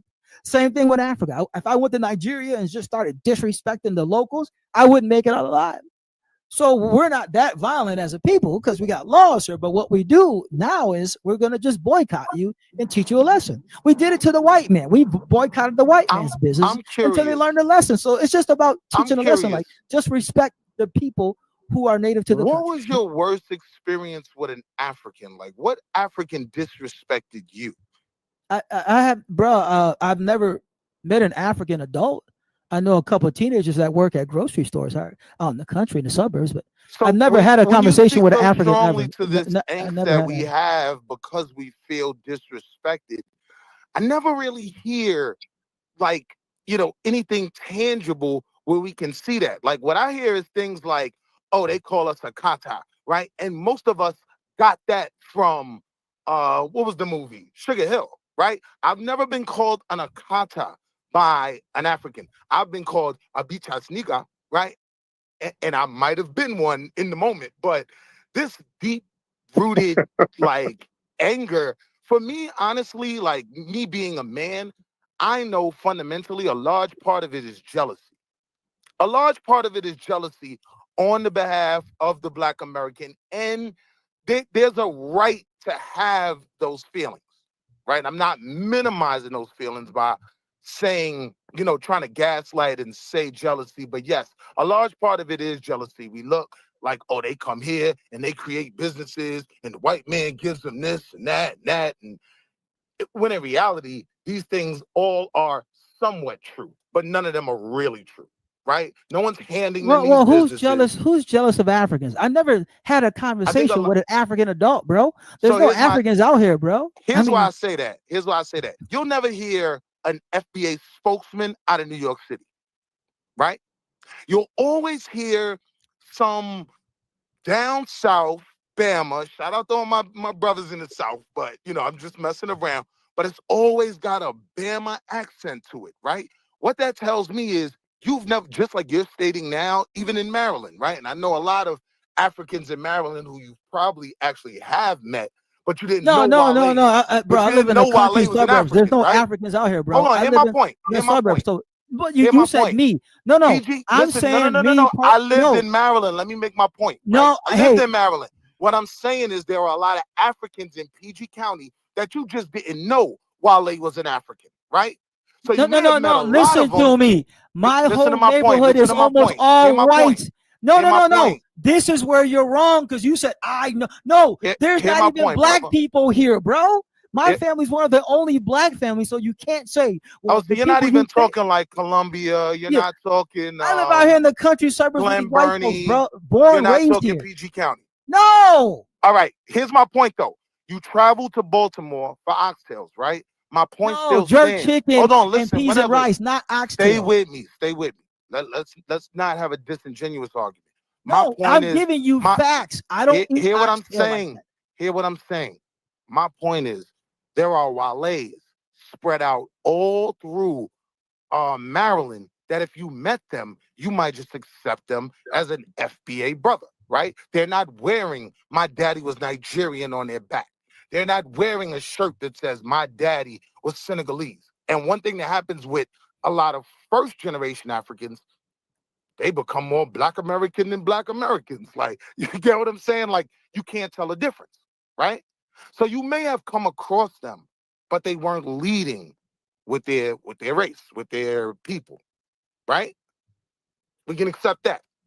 Yeah, but what's your point? I don't understand your point.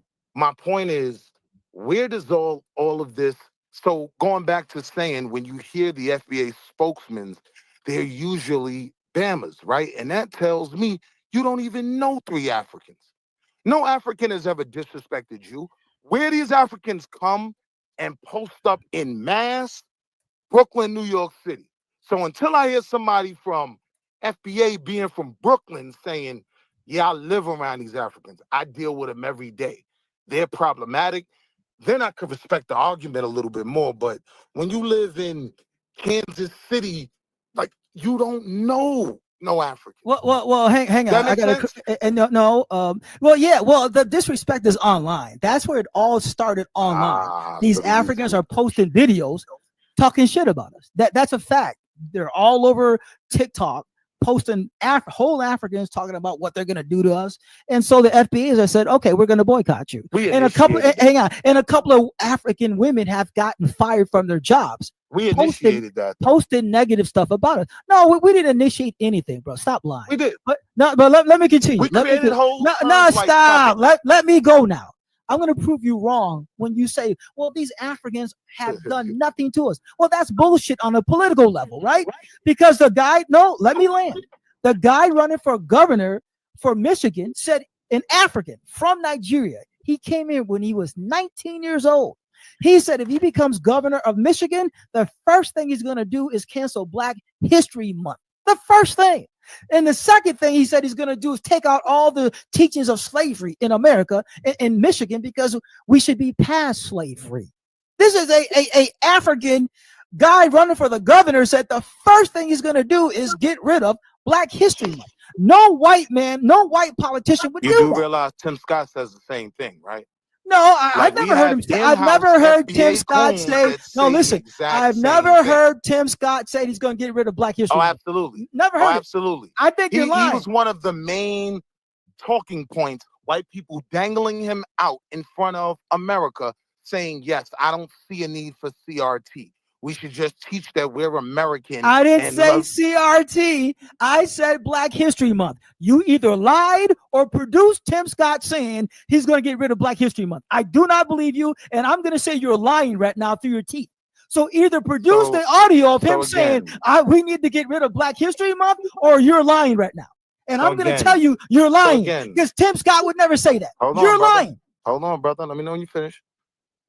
No, produce the proof or you're lying. Hold on. So again, you want to simplify the argument not to understand the entire No, bro, I'm not look, bro, I'm not going to debate somebody that's lying like you. I will leave this panel. USA, let him speak. USA. No, hang on. USA. Hold on. No, hang on, USA. I know you disagree with him. I know you think he's lying. But you'll get to say that after he speaks. Right, let's just let him speak. All right, go ahead. Because he doesn't even have to, like, I'll straight up tell him Black History Month. I don't know that he said that specifically. I wouldn't doubt that he did, but that wasn't my point. No. My point was, no. Hold on, USA. Let me just interject. Hold on. Okay, go ahead. Hold on. I am putting CRT in the same vein as Black History Month. It's actually probably more valuable, right, than Black History Month.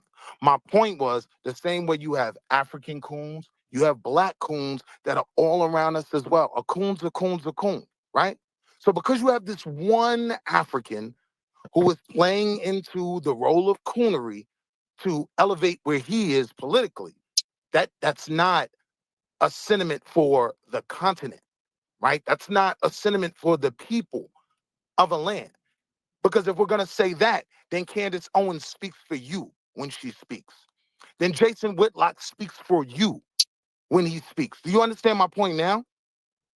My point is to keep it specific to avoid the overall point that I'm trying to make. What I can tell you're smart enough to understand. What I don't like is you lied on Tim Scott. You literally said, he said to get rid of Black History Month. I said you're a liar or prove it. You shouldn't lie on people like that. What you did was lie. And I just clarified. No. And said you lied on Tim Scott. That's dishonest, bro.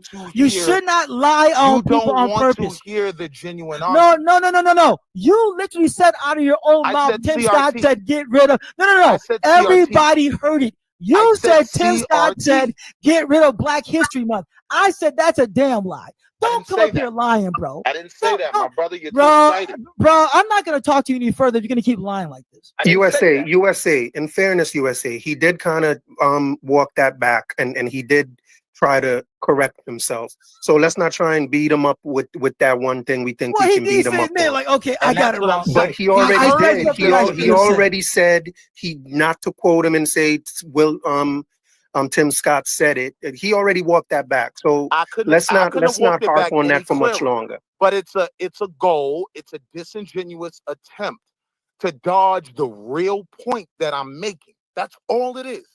Now you want to get hung up on what was said even after I completely, walked it back and held it specifically to, I can tell you for a fact he was against CRT. And I also said, I think that's more valuable than just the month of February, right? But that was neither here nor there. My point was, you tried to use one coon as a representation of the people. What if I said to you now, Jason Whitlock speaks for you? Candace Owens now speaks for you. What would be your response to that? Because that was the real point I was trying to make. You want to respond to that, USA? No, this dude is playing games. He's playing word games. So let me ask you a question, USA, if I can.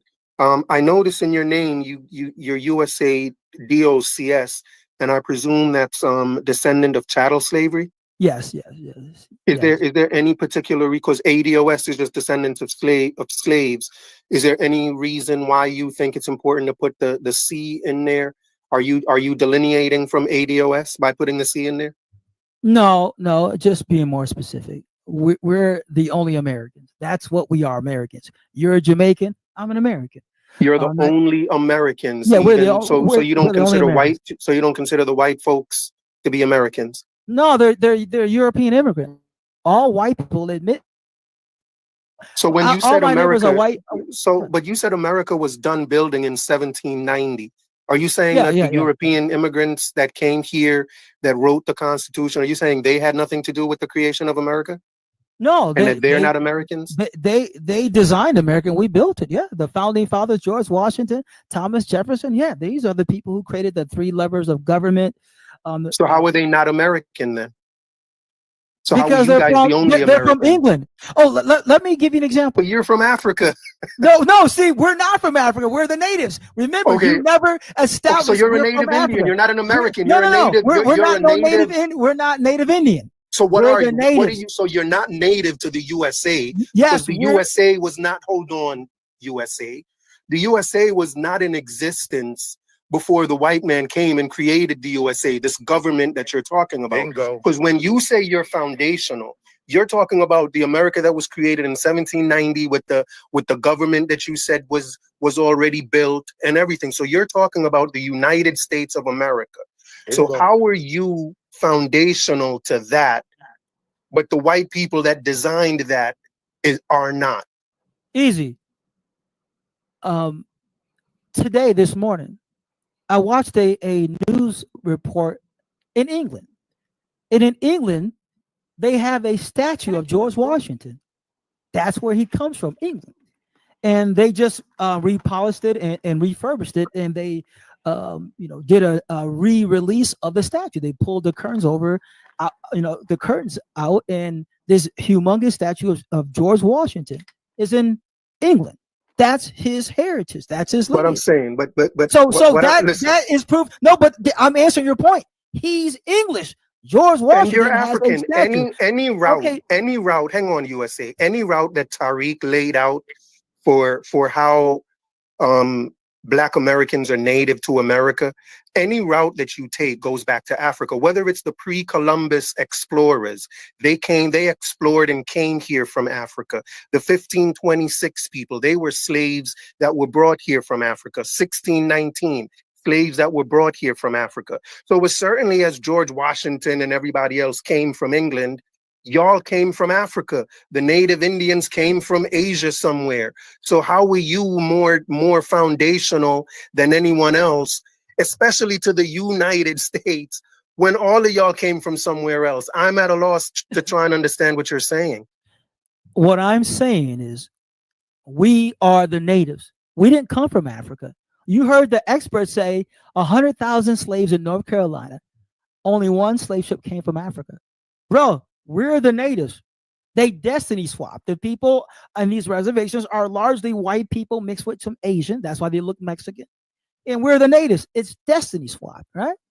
You can't. When you say you're the native, what do you mean by that? Do you mean we've been here for? Hold on. We've been here do you from mean the you have been on this continent for how long? How long do you trace your?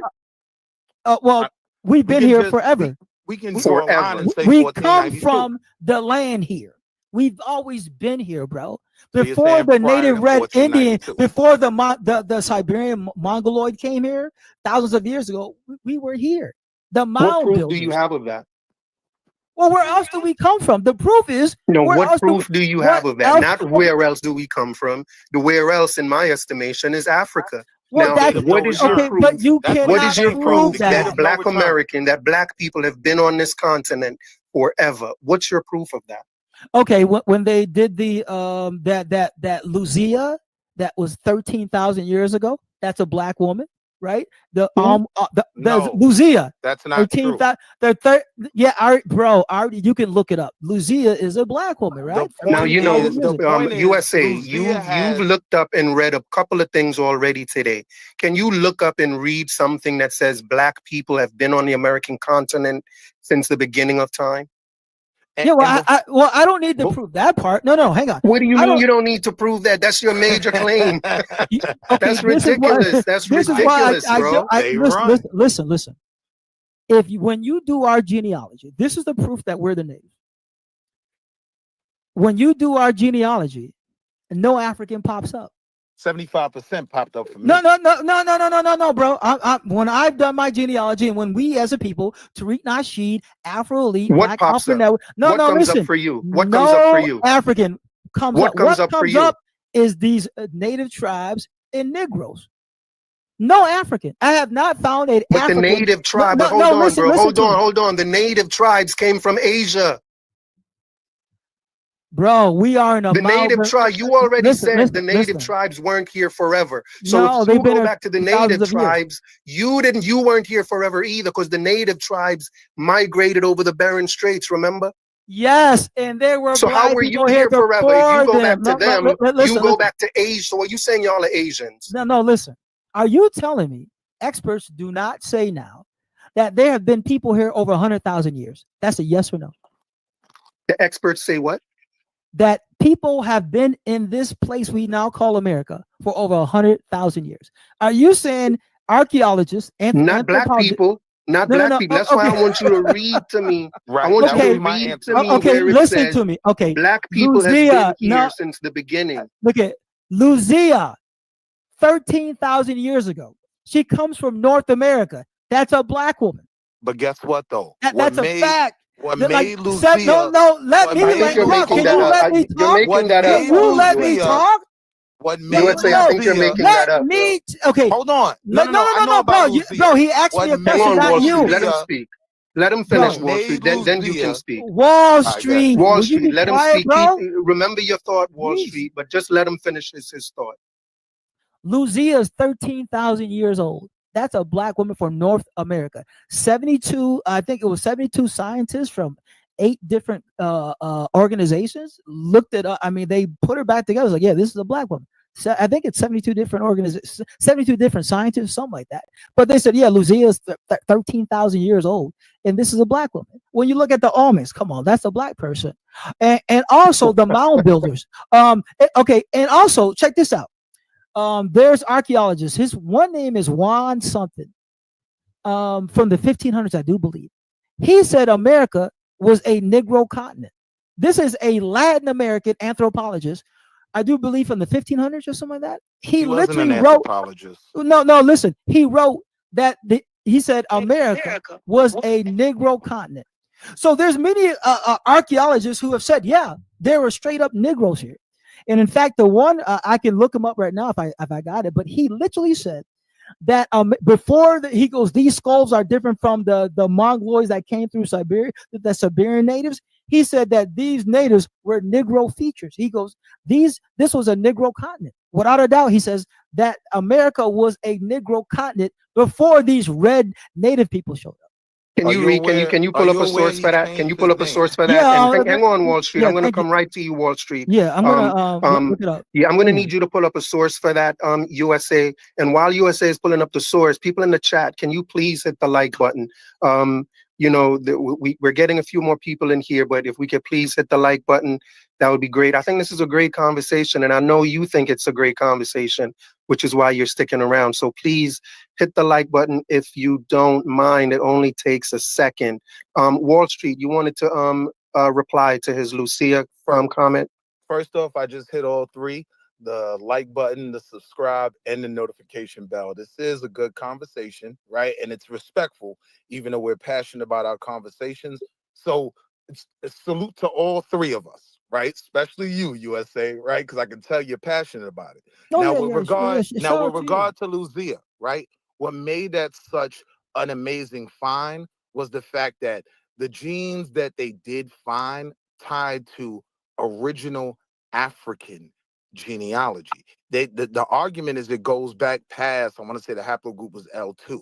That's what made it so amazing. It was still tied to Africa, right? That's what made Lucia even a topic to be discussed. It wasn't that she was just this black person in America. They're saying, no, we found genes that clearly come from Africa here in America. That was the thing behind that find, right?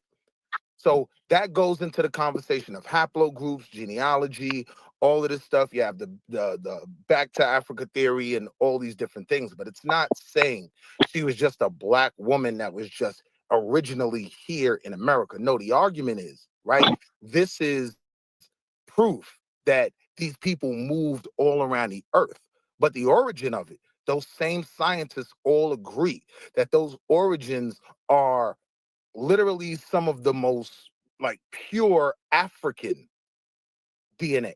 That's what made it a big deal. Bro, okay. I don't know where you read it from, but what I read, it said that these were native to North America. They didn't say anything about Africa. So you can go ahead and put your own your own slant to it. But what I've studied, no, it said this woman, Lucia, was native to North America, bro. They didn't say anything about African, bro. North America. So if you want to believe they came from Africa, go ahead. But scientists say that Lucia, which is a black woman, said, yeah, and it shocked these scientists to say, like, whoa, this is a black woman. Yeah, there's black people that always been here, bro. I'm trying to find that archaeologist. Maybe it's on my other computer, so I can't find it right now. But yeah, the archaeologist said that America was a Negro continent. Outside of the Mongoloids that came from Siberia, he goes, no. There's a different breed that was here. This is a Negro So let me ask continent. you this question. USA. If y'all have always been here, why do you refer to yourself as a descendant of chattel slavery? Why aren't you a descendant of the native black people that were here?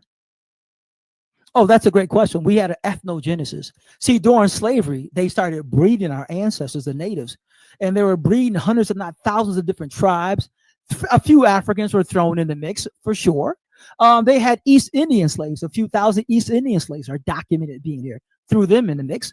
And these slave owners like Thomas Jefferson and them, they bred themselves into that. So we are an amalgamation of the natives with elite European admixture, the slave owners. That's a fact. So you're more of a descendant of people that were bred. Yeah, exactly. That's exactly who we are. We had an ethnogenesis during slavery where they bred us with each other, and sent us all, like Wall Street said, they sent us all around America, breeding us, selling us. And the slave owners like George Washington, Thomas Jefferson, James Benjamin Franklin, they bred themselves into that. And that's so it's more likely. So if you are bred, not the Aboriginal people. Yeah, if you are bred, it's more likely. So you would have African ancestry because they weren't just breeding the native that were here from the beginning. They were breeding y'all with the Africans, right? No, because Africans, only a few 10,000, 50,000. They're only a drop in the rain bucket. You know, so experts now agree that there were millions and millions and millions and millions of native slaves here in North and South America. Let me say this again. Historians are now saying, wait a minute, this slavery of the natives was way bigger than we thought. And they now admit that there were upwards of 5 million slaves in North America and South America. 5 million slaves. That's more than enough slaves for us to come from. What time from the period are you talking 1500s, about? from the 1500s to the 1800s. In the 1500s, there were 5 million slaves?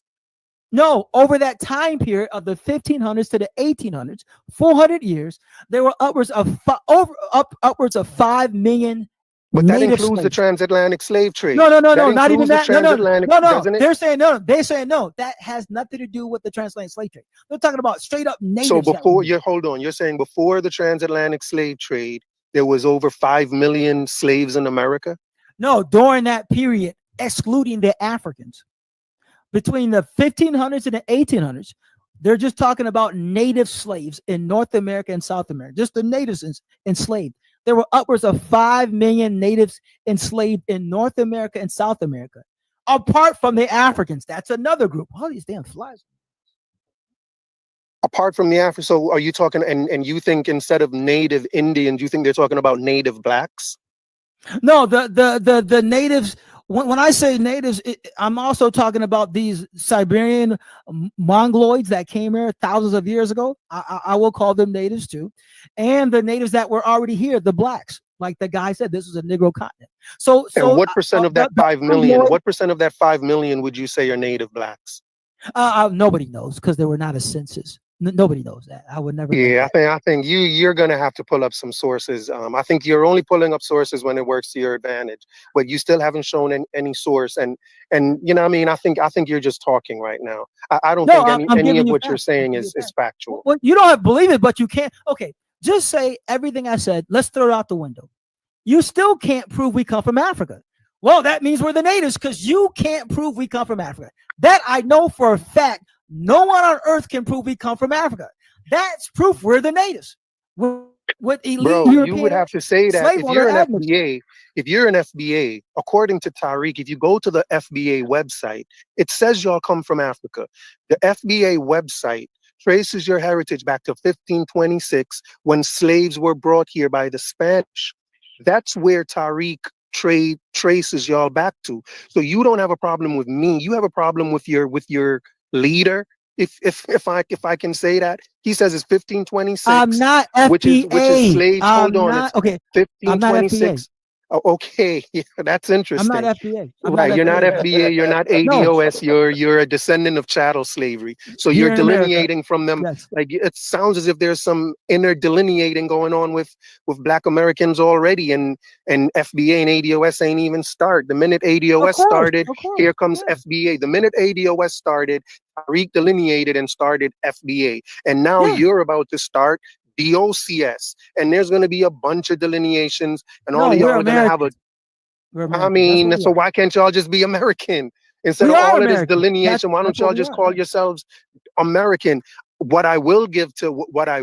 Oh, so do you only use DOCS, or is yours USA DOCS? No, I'm an American. We are the only Americans. The descendants of chattel slaves are the only Americans. Everybody else are immigrants. All white people come from Europe. Immigrants. Africans, Caribbeans, Latinos, Asian, men, Arabs. Everybody in America are all immigrants, and they all understand. You said there were 5 million slaves here that are not from Africa, and some of them came from Mongolia.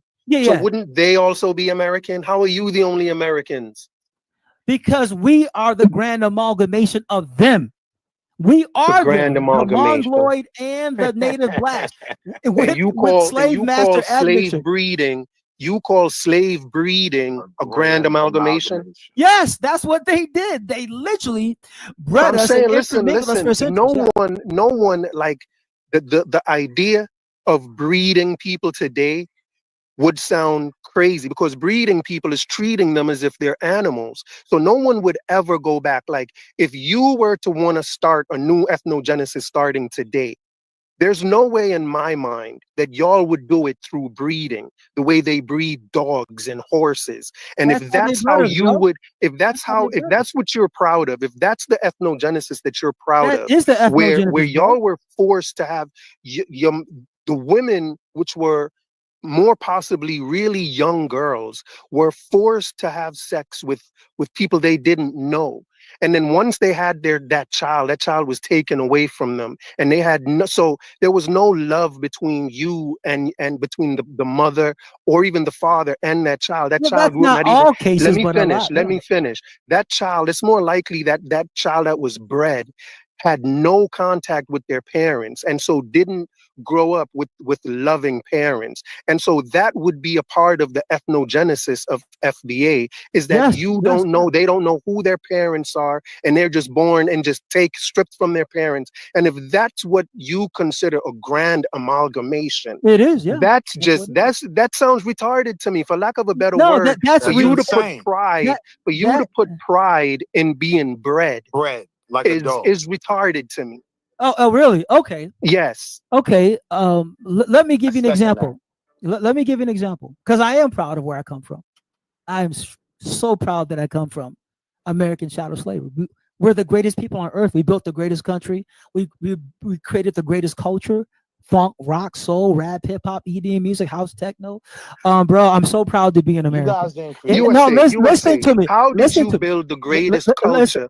Hold on, let me ask this question. How did you create the greatest culture, but Black Americans are at the bottom of every metric that matters? The only thing that y'all say is that y'all claim and are proud of is the fact is your dancing, your music, your swag. And I'm like, is that really what culture is about to y'all? In everything that matters, IQ, um, um, poverty rates, y'all are at the bottom of any metric that matters. So how is it that y'all created the best culture ever? You have a super culture, yet you're at the bottom of every metric that matters. Can you help me understand that?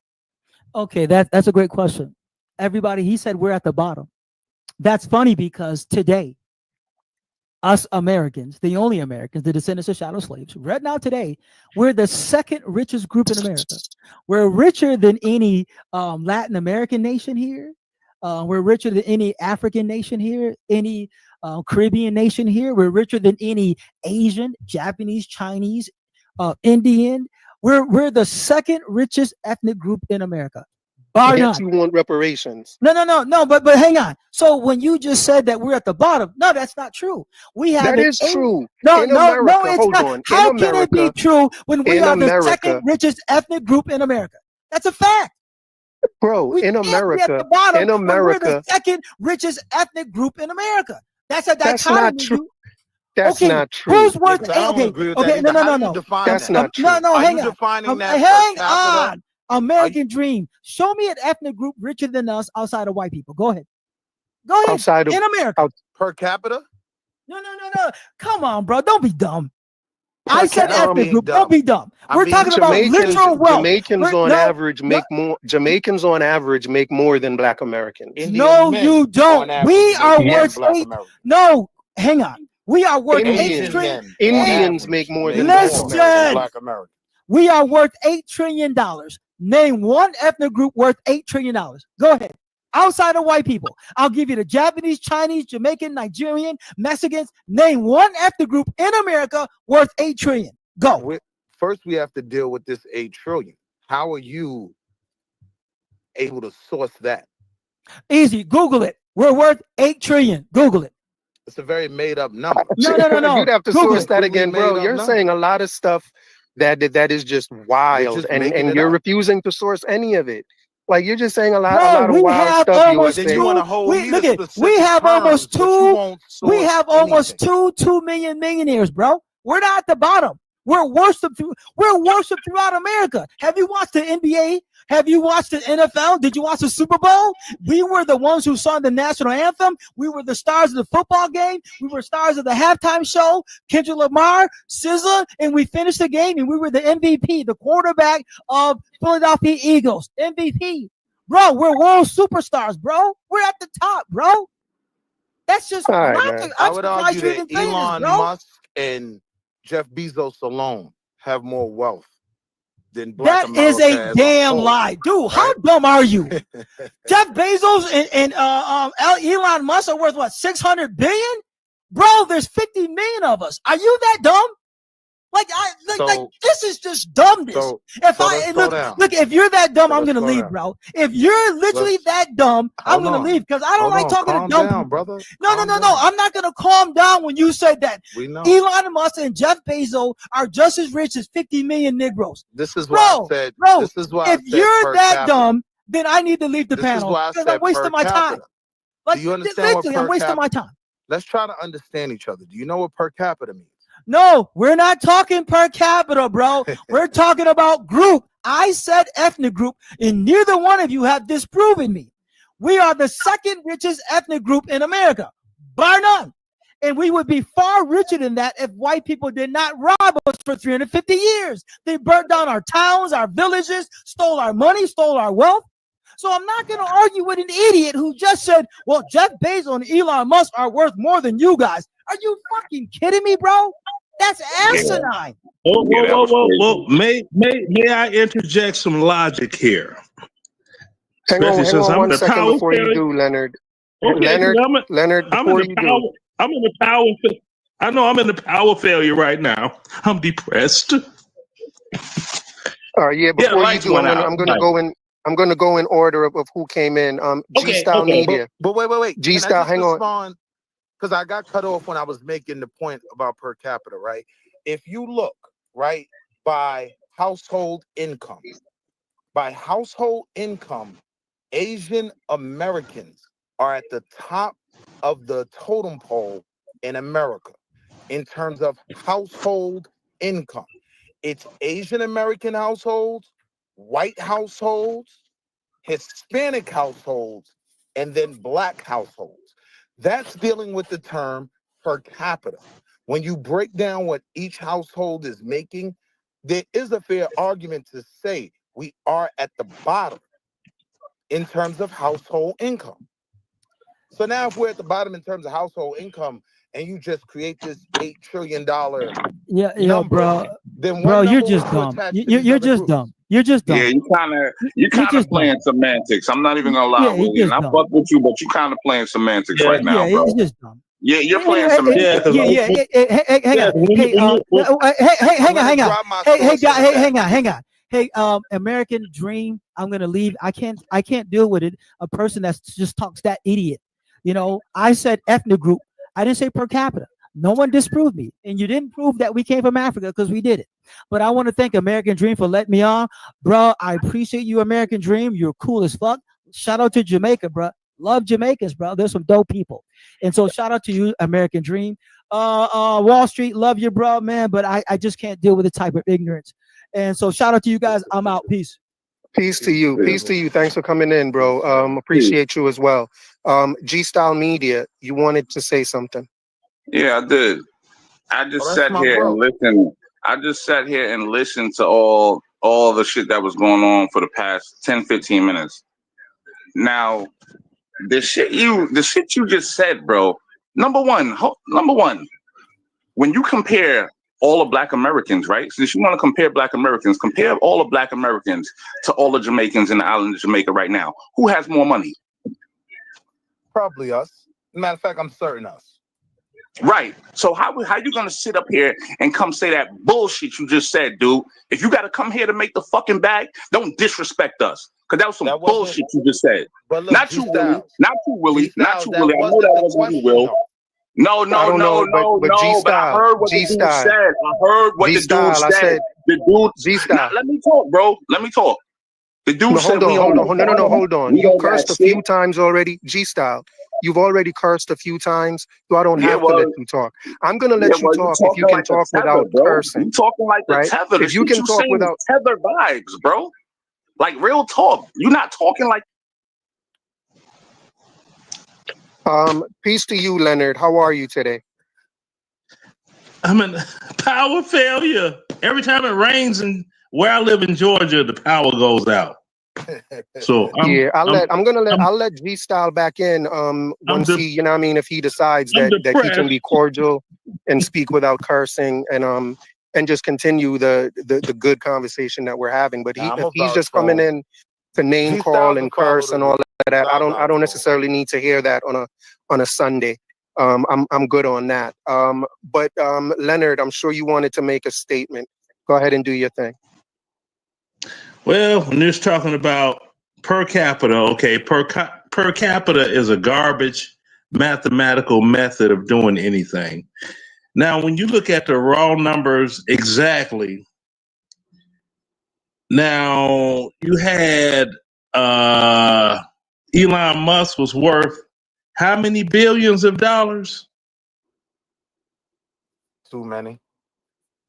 No. What? Because I can't research I can't get on the computer and the power failure. But this is what I'm looking at. Okay, say he has $300 billion, right? Let's go with that. 300. That number. $300 billion. Okay. It takes 1,000 millions to equal a billion. So that means that it would take 3,000 black millionaires to equal his money. That's just him now. That's not Bezos. That's Microsoft dude. You know what I mean? And I heard that, and for someone to say, well, we've got more wealth than, and we this and we that, and this we thing disturbs me. It just disturbs me. We created this, especially with that. We created house music. What we? I could have a house music examination test on this show right now, and because I'm one of the originators, you could Google me, okay? I'm one of those guys. And these youngins that are talking about what we created, they weren't even born when this stuff happened. We built this country. We were slaves. We were not slaves. We did not pick nor cotton, chop, nor tobacco, cut down, nor sugar cane as the weeds. So Leonard, if I'm gonna include yourself. Leonard, if I'm gonna Google you as one of the creators of hip hop, what do I put in? Leonard Bambata? No, house music. Type in. You see the name on the bottom here, Leonard Roy. Leonard Roy. Do you see it? Okay, right. now type. So you're a creator of house music. Wait a minute. Type in remix in between that. Leonard Remix Roy. Got it. And that's how I pop up on Google. Okay, that's what's up. So wait, I do want to say something. Go ahead, Wall Street. So you started. Can I finish? Okay, let him finish Wall Street, and then you can ask him a question. Go ahead, Leonard. Sorry. Okay. All right. Now, people can go over the history. They'll see Frankie Knuckles, Farley Jackmaster Funk, Jesse Saunders, Steve Hurley, Ron Hardy, Marshall Jefferson, the one that made, that move your body. These are all my people. We all came up together in Chicago together at the same time, trying to do something creative and create some form of music for the non-thug gangbanger kids to enjoy. That's the foundation of it. We were the clean-cut kids, not the thugs and the gangbangers and the Larry Hoovers and the Jeff Fords and the doggone Vice Lords and all of that ridiculousness in Chicago. It was a method of safety in numbers for us because we're not thugs and criminals. And that's the reason you haven't heard any violent situations, any house music artists gunning down other house music artists or doing diss records against others and all this violence. And I'm not going to say the word I want to say, but you all gather it with this rap crap. Rap is for people that can't sing. I'm done. Go ahead, Wall Street. I mean, yeah, that was a little crazy. So you started with per capita is a BS made up metric, right? What I would say to you simply It is is.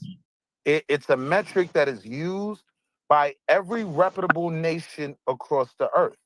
It is a metric that is used in all forms of economic statistics and data. Per capita, That don't make it right. you may not respect it, but what I'm saying is on a world stage, it is literally a cornerstone term in how these different comparisons and statistics are measured, right? It's a paramount measure. So now, when we're talking about blacks being the second wealthiest in America, that was wrong on two fronts. One, That was the other guy that made that argument, no, though. I You can't get use, that, you can't but use that's that what I against wanted to nobody else. respond to. That's what I wanted to respond to, though. One, when you're dealing with median household income, right? The white man isn't even at the top. This is what a lot of us don't understand. When you're dealing with the average household net worth and wealth, Asians are at the top of the chart in America. Now, one of the reasons that's the case is because there are far less of them than white Americans, right? So a few of them who do extremely well have way more of an impact on the numbers. This is why you deal with things like per capita. You can And if figure you're out talking an about average. household, you got to also add in that a lot of them live together, just like a lot of other groups. They all live together. So no, that's not the case with Asians, right? That's What what it makes is their with household Asians, income so what it high. is with Asians, they're very similar to the Jewish dynamic, where there's not a huge number of them, but the impact of those in the system is pretty significant, right? The Asians that are here are doing well. They are getting to the C-suite. They are creating companies, things of that nature, right? So it was wrong on two fronts saying Black Americans are number two, because the reality is who the brother thought was number one isn't even number one, right? When you start to break it down by median, when you talk about encompass all of us and not just Tyler Perry and Oprah, you see very different numbers, right? So that was the first point of me dealing with the whole per capita term. Whether you like it or not, NATO deals with per capita. United Nations deals with per capita. Wall Street deals with per capita, right? So you can either, compete in that system, or you can throw away the term and not be valid. I choose to compete, right? So when you're competing, you play the game that you're in the midst of. So Yeah, but the thing is, you forgetting what the dude said earlier, bro, which was a fact. None of these other groups that come here, because think of how far Black Americans would have been ahead if we didn't have all this interference from Jim Crow, from Black Wall Street, and there was thousands of Black Wall Streets throughout America, situations like that happened. So imagine if we didn't have all that mess in front of us for all these years and we were left alone and able to produce the way we were supposed to produce. Do you know how far ahead we would have been? Now, G Y'all don't include that stuff. Y'all don't include that stuff when y'all try to bring up these statistics. Now hold on, because dude, I know what time you Wall want, Street. but Let him finish. Wall Street. Let G Styles finish. Because the stuff dude earlier was saying was crazy, because if you want to do some comparison, you was doing the comparison with vitriol in your heart. So if you want to do the comparison, let's do it the right way. Let's compare all of Jamaica and all its citizens to all of Black America and all of Black American citizens. Who makes more money, or do you guys have to come here to make your money? I think you're asking me that question. Let me just respond to him real quick. I'm Wall asking Street. both of you. The statement I made is that Black Americans are at the bottom in America. I wasn't comparing them to We're not Jamaica. at the bottom, though. We're not at the bottom in America. In America, Black is synonymous with poor. In America, black is synonymous with poor. No, it's And the not. fact that That's y'all, what. let That's the me way you finish, think. please, That's the way you think. G Styles. You Look cannot it up. be wanting, Okay, you show me the cannot, hold on, definition G where it says Style, let me black and finish. it says that G Style, synonymous G with poor. Show me Styles, that definition. G Prove that. Styles, Show me G that right now. Styles, G Styles. You cannot be having a reparations claim and then deny that y'all are at Show the me where it bottom. says black means poor in America. Show me that. Hold on, Show me hold that. on. So G Black Styles, is I want to synonymous with respond. poor in America, Show a bro. I want source to for that, or you're respond to That's a this lying. fact. Jamaican. Show a source for that, or you're lying. Show a source for that, or you're lying. G Styles, here's what G Styles. Hold on. Pull it Here's up what I'm saying. online. Here's what I'm saying, G It's Styles. Right? right there. Nah, Hold you on, just Leonard. lied. Hold on. Don't Real say quick. nothing else. You just lied, bro. You just sat here and told a Real quick, bald-faced G lie. G Styles, hold Real on. quick, bro. Let Wall Real Street quick. speak. Real quick. So you wanted to compare blacks to Jamaicans, right? Now, that's what he was doing. No, nobody I was talking compared about blacks to Jamaicans in America. Right, that's still Jamaicans in comparing. America. Jamaicans in No, America. compare the whole diaspora. Don't compare when you No, gotta I don't. No, compare I don't have to and do get that. benefits off the rights we Let fought me for make and my try to point though, dig real us. quick, G Styles. What the hell is wrong with you, man? G Styles, Then your name is American Dream? Is this a joke? When G it was Styles, I'm gonna brought put up, you in the back, okay? when it was Go brought up, ahead, Wall Street. when it was brought up that Black Americans are at the bottom, I was just dealing with the construct of what is in America right now. And so that's why I gave the specific median income terms and things like that to show that white men on an average median level, they're not even at the top, right? Asians are at the top, white men, Hispanics, black folk, other after that, right? Now, when you make the comparison to Jamaicans, what I don't think my brother G Styles is understanding is these Jamaicans are a part of that wealth that we're talking about when we're talking about the wealth of the black community. They are classified as black when they come to America. So now, if you want to segment their earnings, their wealth, right? The foundational, for lack of a better term, the foundational money gets even smaller, right? Because now you're taking out the West Indian money. You're taking out the African money. You're taking out the tether money, for lack of a better term, right? So we got to be careful how we play with these numbers and make these statements, right? To the original question that was asked, where do we rank in America? When we're looking at we in the construct of America right now, it does include the tethers.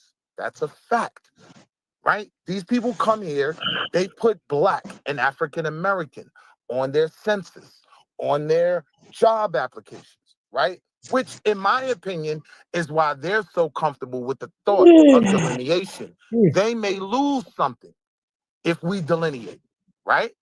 Now they have to identify as Jamaican something. friends, African Now they friends, have they to would never say identify no as stuff like that, something what you just said. individual. So that's how I know Hold you on. fake. And if a real Jamaican even heard you say something like that, they probably smack you. What are you talking about? Now, So you don't believe? if I may. So hold on. You don't believe that when we're talking about black wealth in America, it includes Caribbean Americans who classify as black and African American on all U.S. documents. When they're going to get a mortgage, when they're going for a job, you don't think when we're looking at that black money and all this fake, I'm sorry, I didn't mean to curse, all this fake 8 trillion that we're talking about, you don't think that encompasses Trinidadian money, African money, and all these people who come to America and classify themselves as black? You don't think they're included in that wealth when we're talking about the wealth of the black community? Right. See, when you start to think about it. May I speak? Go ahead, Leonard. Now, may I speak briefly on this per capita thing he's talking about? That is garbage math. No matter how many people use it, it don't make it right. Now, in 2012, Flint, Michigan was listed as the most dangerous city in the United States because they had 88 homicides for that year. Flint, Michigan's population is only 1,000. While in Chicago, a city in the number had over 700 homicides and did not even make of most dangerous cities because Chicago had 2.4 million residents. So that's per because of capita per math capita. is garbage. That's because of per capita. What that means That's what I just said. Listen to what I'm saying, though. What it means I know what it means. I don't think you do. You don't have to explain it to me. It means 1 per 100,000. I want to hear what he has to say, though. I know he doesn't have to explain it to you, He but can say it, but I just let him said what explain it it is. to me. Per capita Let him consists explain of it. every 1 for 100,000. Go ahead. Now you explain. It's an average, right? So let's say you have 100 killings in a community that has 200,000 people.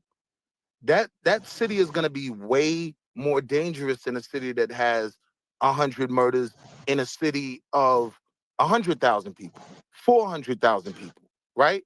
This is where the term per capita is used to actually quantify those metrics.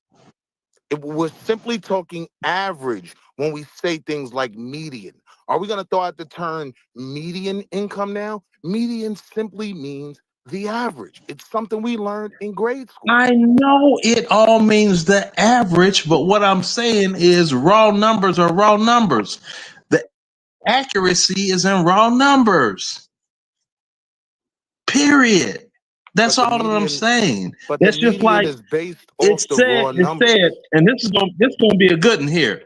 It said that in the 99 years of Jim Crow, 5,000 Black Americans were murdered by whites in the southern states. Correct? Or look it up and see. But correct? Okay. Now, look at now, post 2000. You could go to every single major Black American city and look at the murder rates of how many Blacks have killed Blacks, and it's 5,000 or more. So Blacks are doing more damage to each other in 1 year than whites did to Blacks during doggone segregation in 100 years. Look up those facts. You want something to gabble along. Thanks, Leonard. G Style. Hang on, Wall Street. G Style, can you unmute and speak your mind? I know you have a lot to say. But you can unmute and speak your mind, please. I don't have much to say. What I'm gonna say is this: stop coming here to this country, comparing, trying to make it seem like we ain't done shit, and talking about how far down we are. If you're gonna do that, make sure you include all of the fucking struggles we had with our plight. Don't sit there and act like we don't do nothing. Y'all come here and do fake stuff and act like, oh, y'all ain't doing this and y'all this and that, but y'all don't include all the atrocities we face here on this country and still made it possible for most of these other people to come here and make a bag. Show some damn respect, man. Styles, you know me. You've heard my arguments. I always I know you will, but come on, bro. This dude was talking some crazy stuff. No, hold on. I wasn't finished. The dude said earlier, oh, y'all talking about foundational, like y'all taking pride in getting raped and all this stuff happening. You acting like that ain't happening in Jamaica. Y'all wasn't getting the derbies, dose, and all of that. That stuff ain't happening too. The breeding is unique to America. Y'all. So hold on. Y'all weren't enslaved, y'all didn't get enslaved over there. Y'all weren't over there enslaved. No, I was speaking, but G Style, you got to pay attention. I was speaking about breeding. We were talking. Hold on. So what's derbies though? G Style, if you're gonna ask me a question, G Style, you gotta don't cut me off while I'm answering. When I said what I was speaking about was slave breeding, the breeding of slaves. And the breeding of slaves is something unique to Black Americans. I didn't even bring it up. It was USA that brought it up, and he was using it as a badge of honor, saying that that's a part of y'all ethnogenesis. But slave breeding is what I was speaking about when I said that should not be a badge of honor. I wasn't talking about slavery. I was specifically talking about slave breeding. But even so, how was he using it as a badge of honor if he's simply stating what happened and what we went through? He called it You a were throwing grand shots, bro. amalgamation, G-Style. He called it a grand. That's what happened. A what? But listen, when you attach grand to it, right? That's a grand. That's what happened, though. I mean, maybe he meant grand on a mass. Maybe he meant on a mass scale. Well, you asked the question, and the reason why there was pushback on that, because when you were it wasn't just pushback. That was vitriol. Hear me out. G-Style, you got to stop cutting off, bro. Let people finish their thought, and then you'll speak. So, G-Styles, when you apply the term grand to it, it creates a positive, right, reference. Grand is usually seen as a good thing, right? Grand isn't associated with something negative. So to say that your people are the product of a grand amalgamation, that's not an accurate representation of our position in slavery. I don't know. It wasn't I interpreted grand. that as him talking nothing when he good said grand. That's interpreted as mass. He's saying mass. Like, I don't know how you get. He's saying like that's some fantastic thing that happened. I just like, where the hell you get that from? From what he said. I mean, he's not the only person that says it, though. I was watching another channel where the host, an FBA host, was taking pride in slave breeding as well, and he was saying that slave breeding is what makes Black Americans the top of the heap, because they were breeding the strongest people together, and he was using that as a badge of honor. So that's, and I know there are a lot of Black Americans that do that, and they use that to say that's what makes Black Americans better than any other Black, is because of the slave breeding that they went through. Now you telling me about another person. I ain't never seen no video where nobody was. What I'm telling you is that was the same spirit in which USA Docs made the statement in. He was wearing it as a badge of honor. Whether you believe that or not is your business. But I know that's what I was responding to. He was not using that as a badge of honor. You were just sitting there. You were just sitting there throwing shots, bro. Come on, now you trying to backtrack. You were throwing shots. You were throwing shots, bro. I heard what I heard, bro. You were throwing shots, man. That's what you were doing. You were trying to throw shots. And you were trying to sit here saying, "Oh, you're proud of that." You were throwing. Wow, you said a couple things in that little thing you were saying. I did say you shouldn't be proud of being bred. And that's when you came with the y'all are the bottom of the list in America and all that. That's vitriol coming from your voice. Listen, man, you're putting a bunch of stuff together just to try to make a point. No, I know what I heard. And when you do that, you're not really making much of any point. That's why I hit the panel, because you was talking like you don't like you got an issue with Black Americans or something. I'm saying, do I have an issue with people that call me a tether? Of course. But he didn't call you a tether though. Okay. Did you call me a tether? Did you call me a tether? Yeah, after you said the bullshit you said. All right, I think you're in denial, bro. I ain't in denial. You may want to go watch the show back. You may want to go watch the show back. You're not gonna play these games with me. I heard what I said, bro. I heard what you said. All right, Leonard, you wanted to say something, Leonard. Do you think this boycott had a tangible effect on the African and the tether community that was focused on with this boycott? Do you think it had a tangible effect?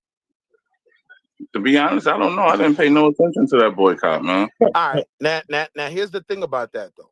We have people out here making very divisive, angry rhetoric, right? That's going to have a response.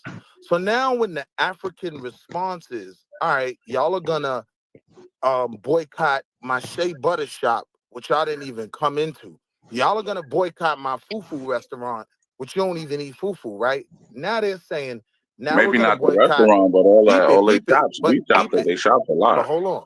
But now they're saying, we're not only going to boycott Blacks in America as a response, now we're going to boycott Blacks on the continent.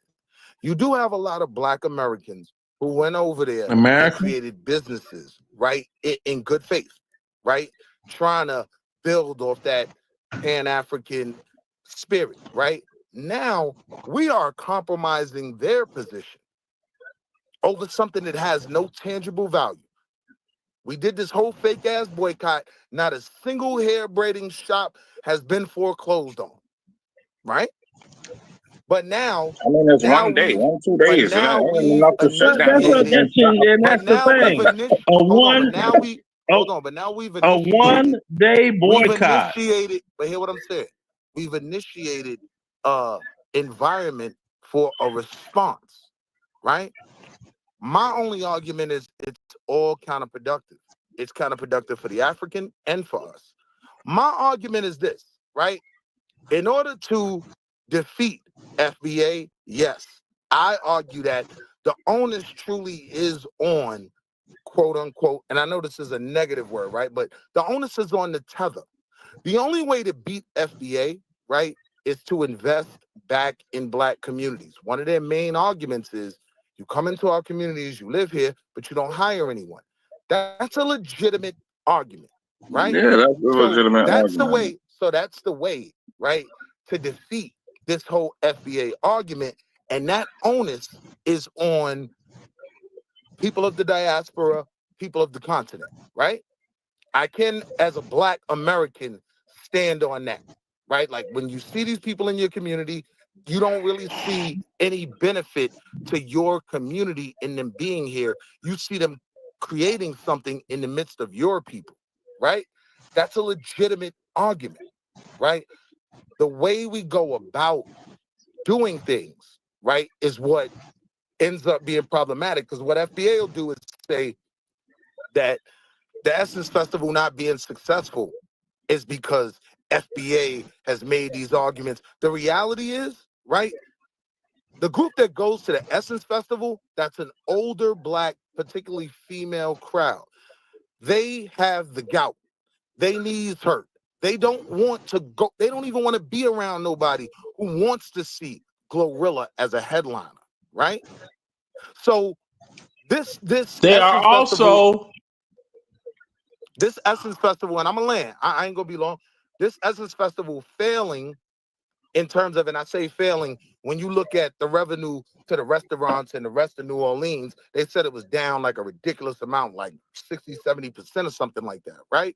But that had nothing to do with the FBA argument. That had nothing to do with Blacks not liking the Jollof versus jambalaya, right? What it had to do with was poor project management. They didn't respect the core audience, what they wanted, and so those people said, we're not going. Like I said, Auntie, yeah, that's because they discounted the culture. They ain't include the culture. Auntie that goes to Essence Festival, she doesn't want to be around nobody who wants to see Glorilla. Her feet hurt. She don't want to be around a bunch of young dudes pushing and shoving. That's not what Essence Festival was. And she also don't want to hear certain shit. She want to hear Black American stuff. Essence Festival was where you go to see Babyface, where you go to see Melba Moore. Moore. Black American music. Right. So now Black American music was still there, but it's not the Black American music this crowd wants. Right? Nah, it was that BS like Glorilla, and there was a whole lot of the Afrobeat shit and all types of other shit that the core audience didn't want to hear. Right. I think they looked at it as, we're gonna implement what works for music festivals.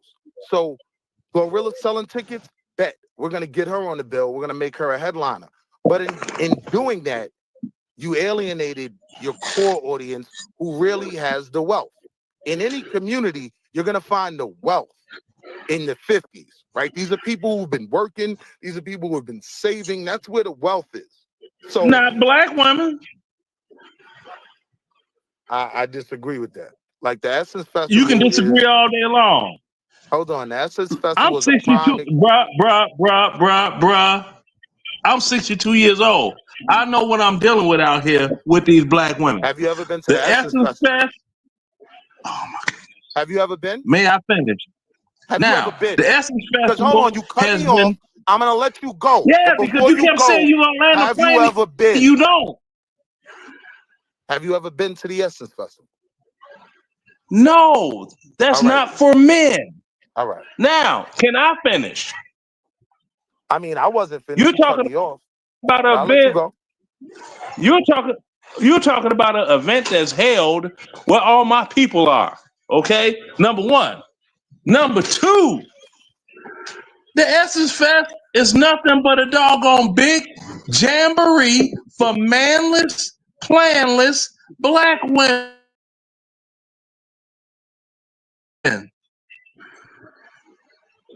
Old men that are beyond their prime. Those that want to go to Frankie Beverly and Maze to see him can't even sing no more. I know he's dead now, but this is going to can't even don't even have a voice anymore.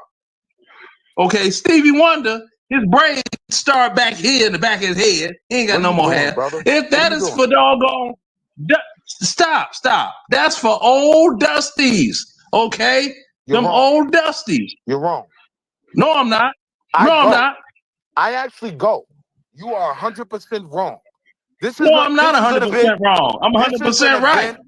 This is an event with black women, successful black women, right? We're talking ABC. Yeah. Black women that age like Brandy. And what's that other girl name? Monica. Your man is Hang on, Leonard. Let him speak. Leonard, let him speak. You're not going to cut me off. Leonard, let him speak. That's all he's been doing is speaking. No, let him speak. Your Manospherean argument, right? What I'm telling you from going. Right? Manospherean argument? Yes. I understand what you're saying. No, I'm not a part of that because I'm not before you move the goalpost, I was talking about the wealth of the people that go to this event. You said not black women. You're wrong. All right. Right? You'll see tons of AKAs who literally manage in banks, right? They hire people. Okay. They have bread. Bruh, get them. Go ahead. Go ahead. I'm trying to Wall tell Street. him I go to this event, right? Like it gets to the point where she's like, "Would you like another glass of Merlot, Wall Street?" And I'm like, "Gertrude, please get your beard off my neck, sis. Now I'm good." But these women have bread. You understand what I'm saying? Like they reserve their restaurants before they even get there, right? This is a major source of money. When you're talking about Gorilla's crowd, right? They're cool with getting a fish sandwich after the show is over.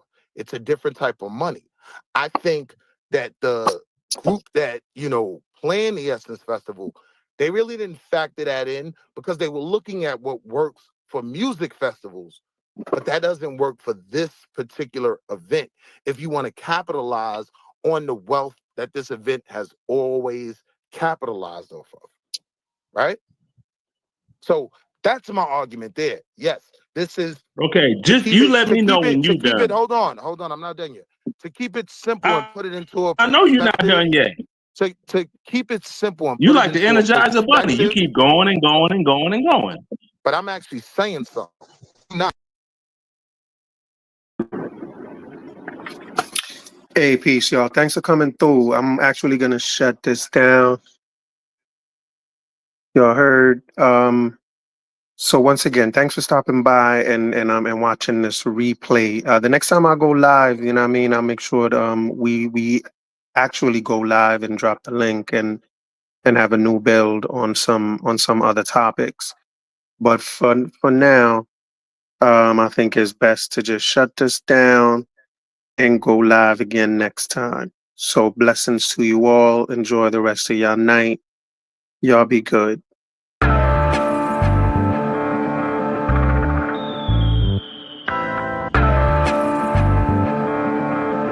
Listen very, very carefully. Tell the youth them to be strong.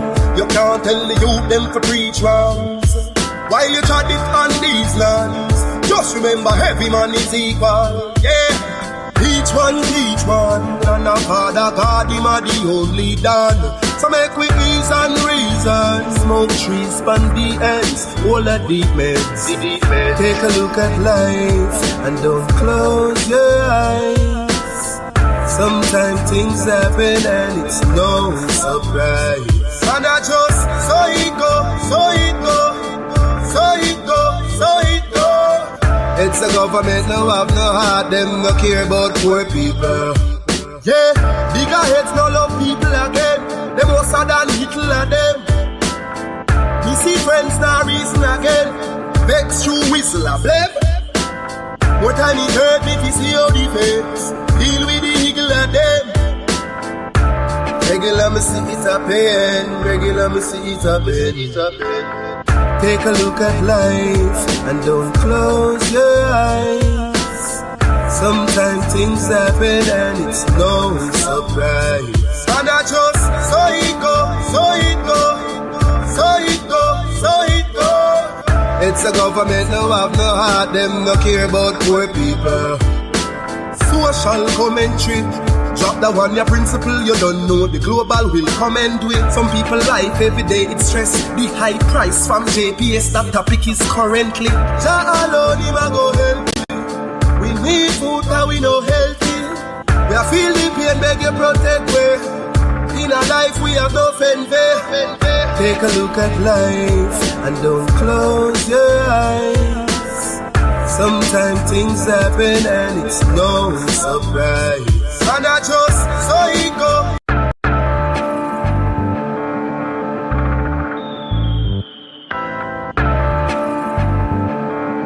I want you to listen very, very carefully. Tell the youth them to be strong. You can't tell the youth them to preach wrongs. While you try it on these lands, just remember every man is equal. Yeah. Each one, and our Father God, him are the only done. So make we ease and reason, smoke trees, span the ends, all the deep meds. Take a look at life and don't close your eyes. Sometimes things happen and it's no surprise. And I just so it go, so it go, so it go, so it go. It's a government no have no heart, them no care about poor people. Yeah, bigger heads no love people again. Them more than little of them. Me see friends now reason again. Vex through whistle a blame. What time it hurt me to see how the face deal with the eagle of them. Regular me see it a pain, regular me see it a pain. Take a look at life and don't close your eyes.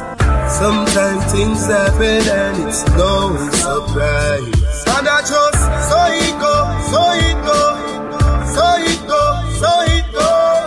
It's a government no have no heart, them no care about poor people. Social commentary. Drop the one, your principle, you don't know. The global will come and do it. Some people life every day, it's stress. High price from JPS, that topic is currently. Jah alone, him a go help you. We need food and we no healthy.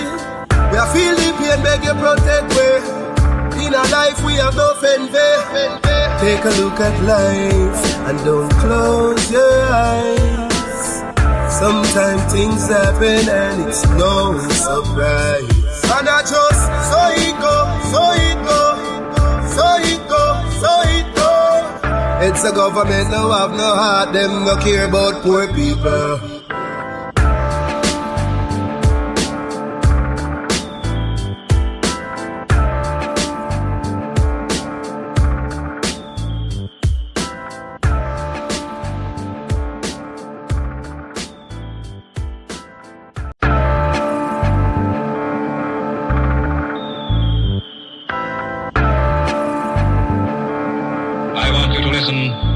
Very carefully. It's all about life in the street. People are suffer, try survive in the heat. Bad mind them out to one, hygiene a do it. That's why enough of them get rifle a beat. Everybody want big ups and want to drive in a jeep. Every day I'm at the ball when she buy in a read. Not even 5 days, you can't find for the week. Me no see no changes, the same cycle repeat. Give thanks cause life it's a sweet. But keep an eye open every time you go sleep. Cause mankind jealous and them idle worry. Them never yet plant and not try figure it. Bigger heads where you fight for the sake. Now care about the future nor the child where you creep. Them a pray the fat Kyle we submit. The system will slide where you fit. Inna the streets so we born and grow. Only Jah know and nobody know. When we talk about ghetto life, ghetto life. Talk about ghetto life, ghetto life. Everybody.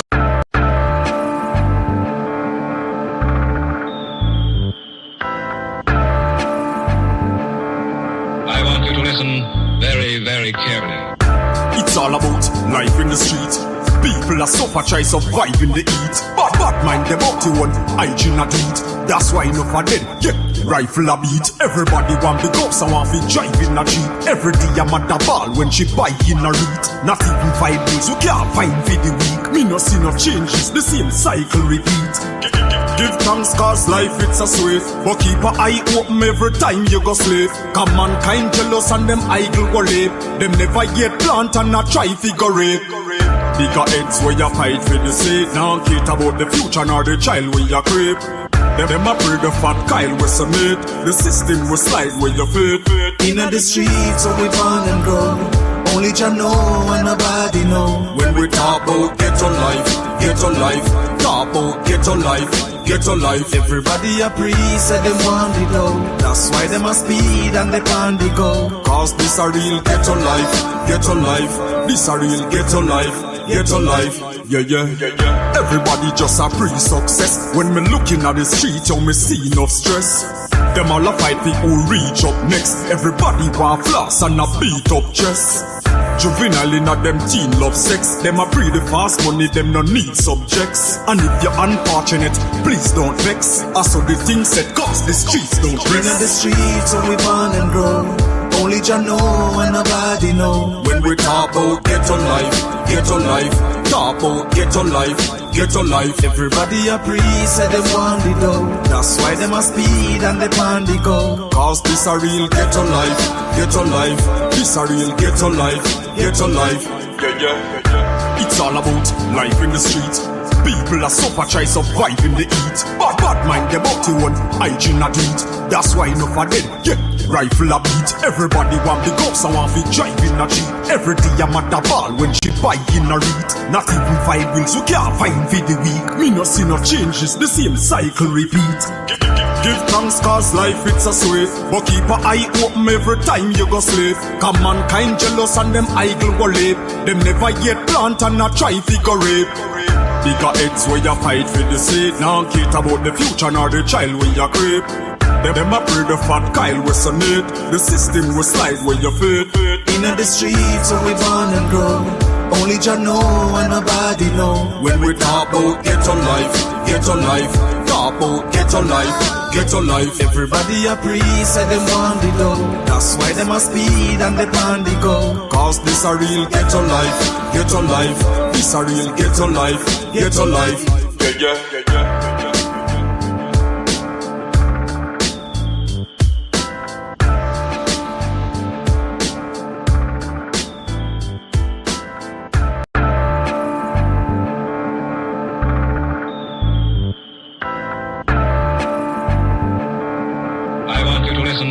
Very, very carefully. Just because we're black, they say we are slaves.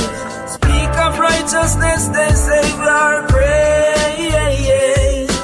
Just because we're black, they say we are slaves. Speak of righteousness, they say we are praise. Brought us from the motherland in bondage and chains. Bury our culture and change our names. They claim we're free, yet we are in pain. As long as there's life, there's a lot to gain. Just because we're black, they say we are slaves.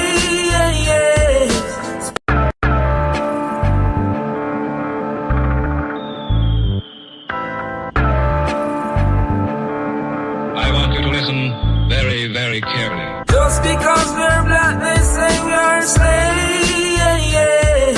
Speak of righteousness, they say we are praise. Just because we're black, they say we are slaves. Speak of righteousness, they say we are praise. Brought us from the motherland in bondage and chains. Bury our culture and change our names. They claim we're free, yet we are in pain. As long as there's life, there's a lot to gain. Just because we're black, they say we are slaves. Speak of righteousness, they say we are praise.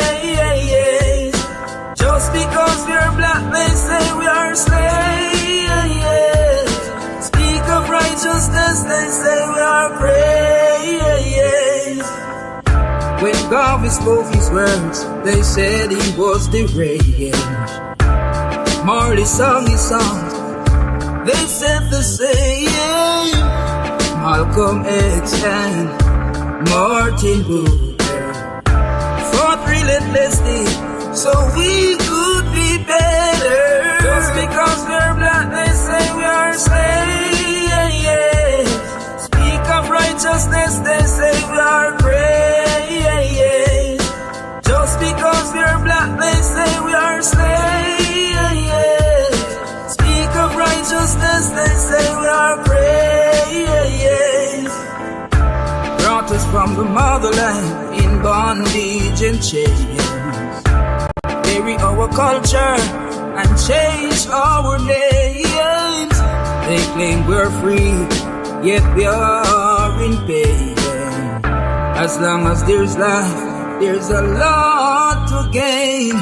Just because we're black, they say we are slaves. Speak of righteousness, they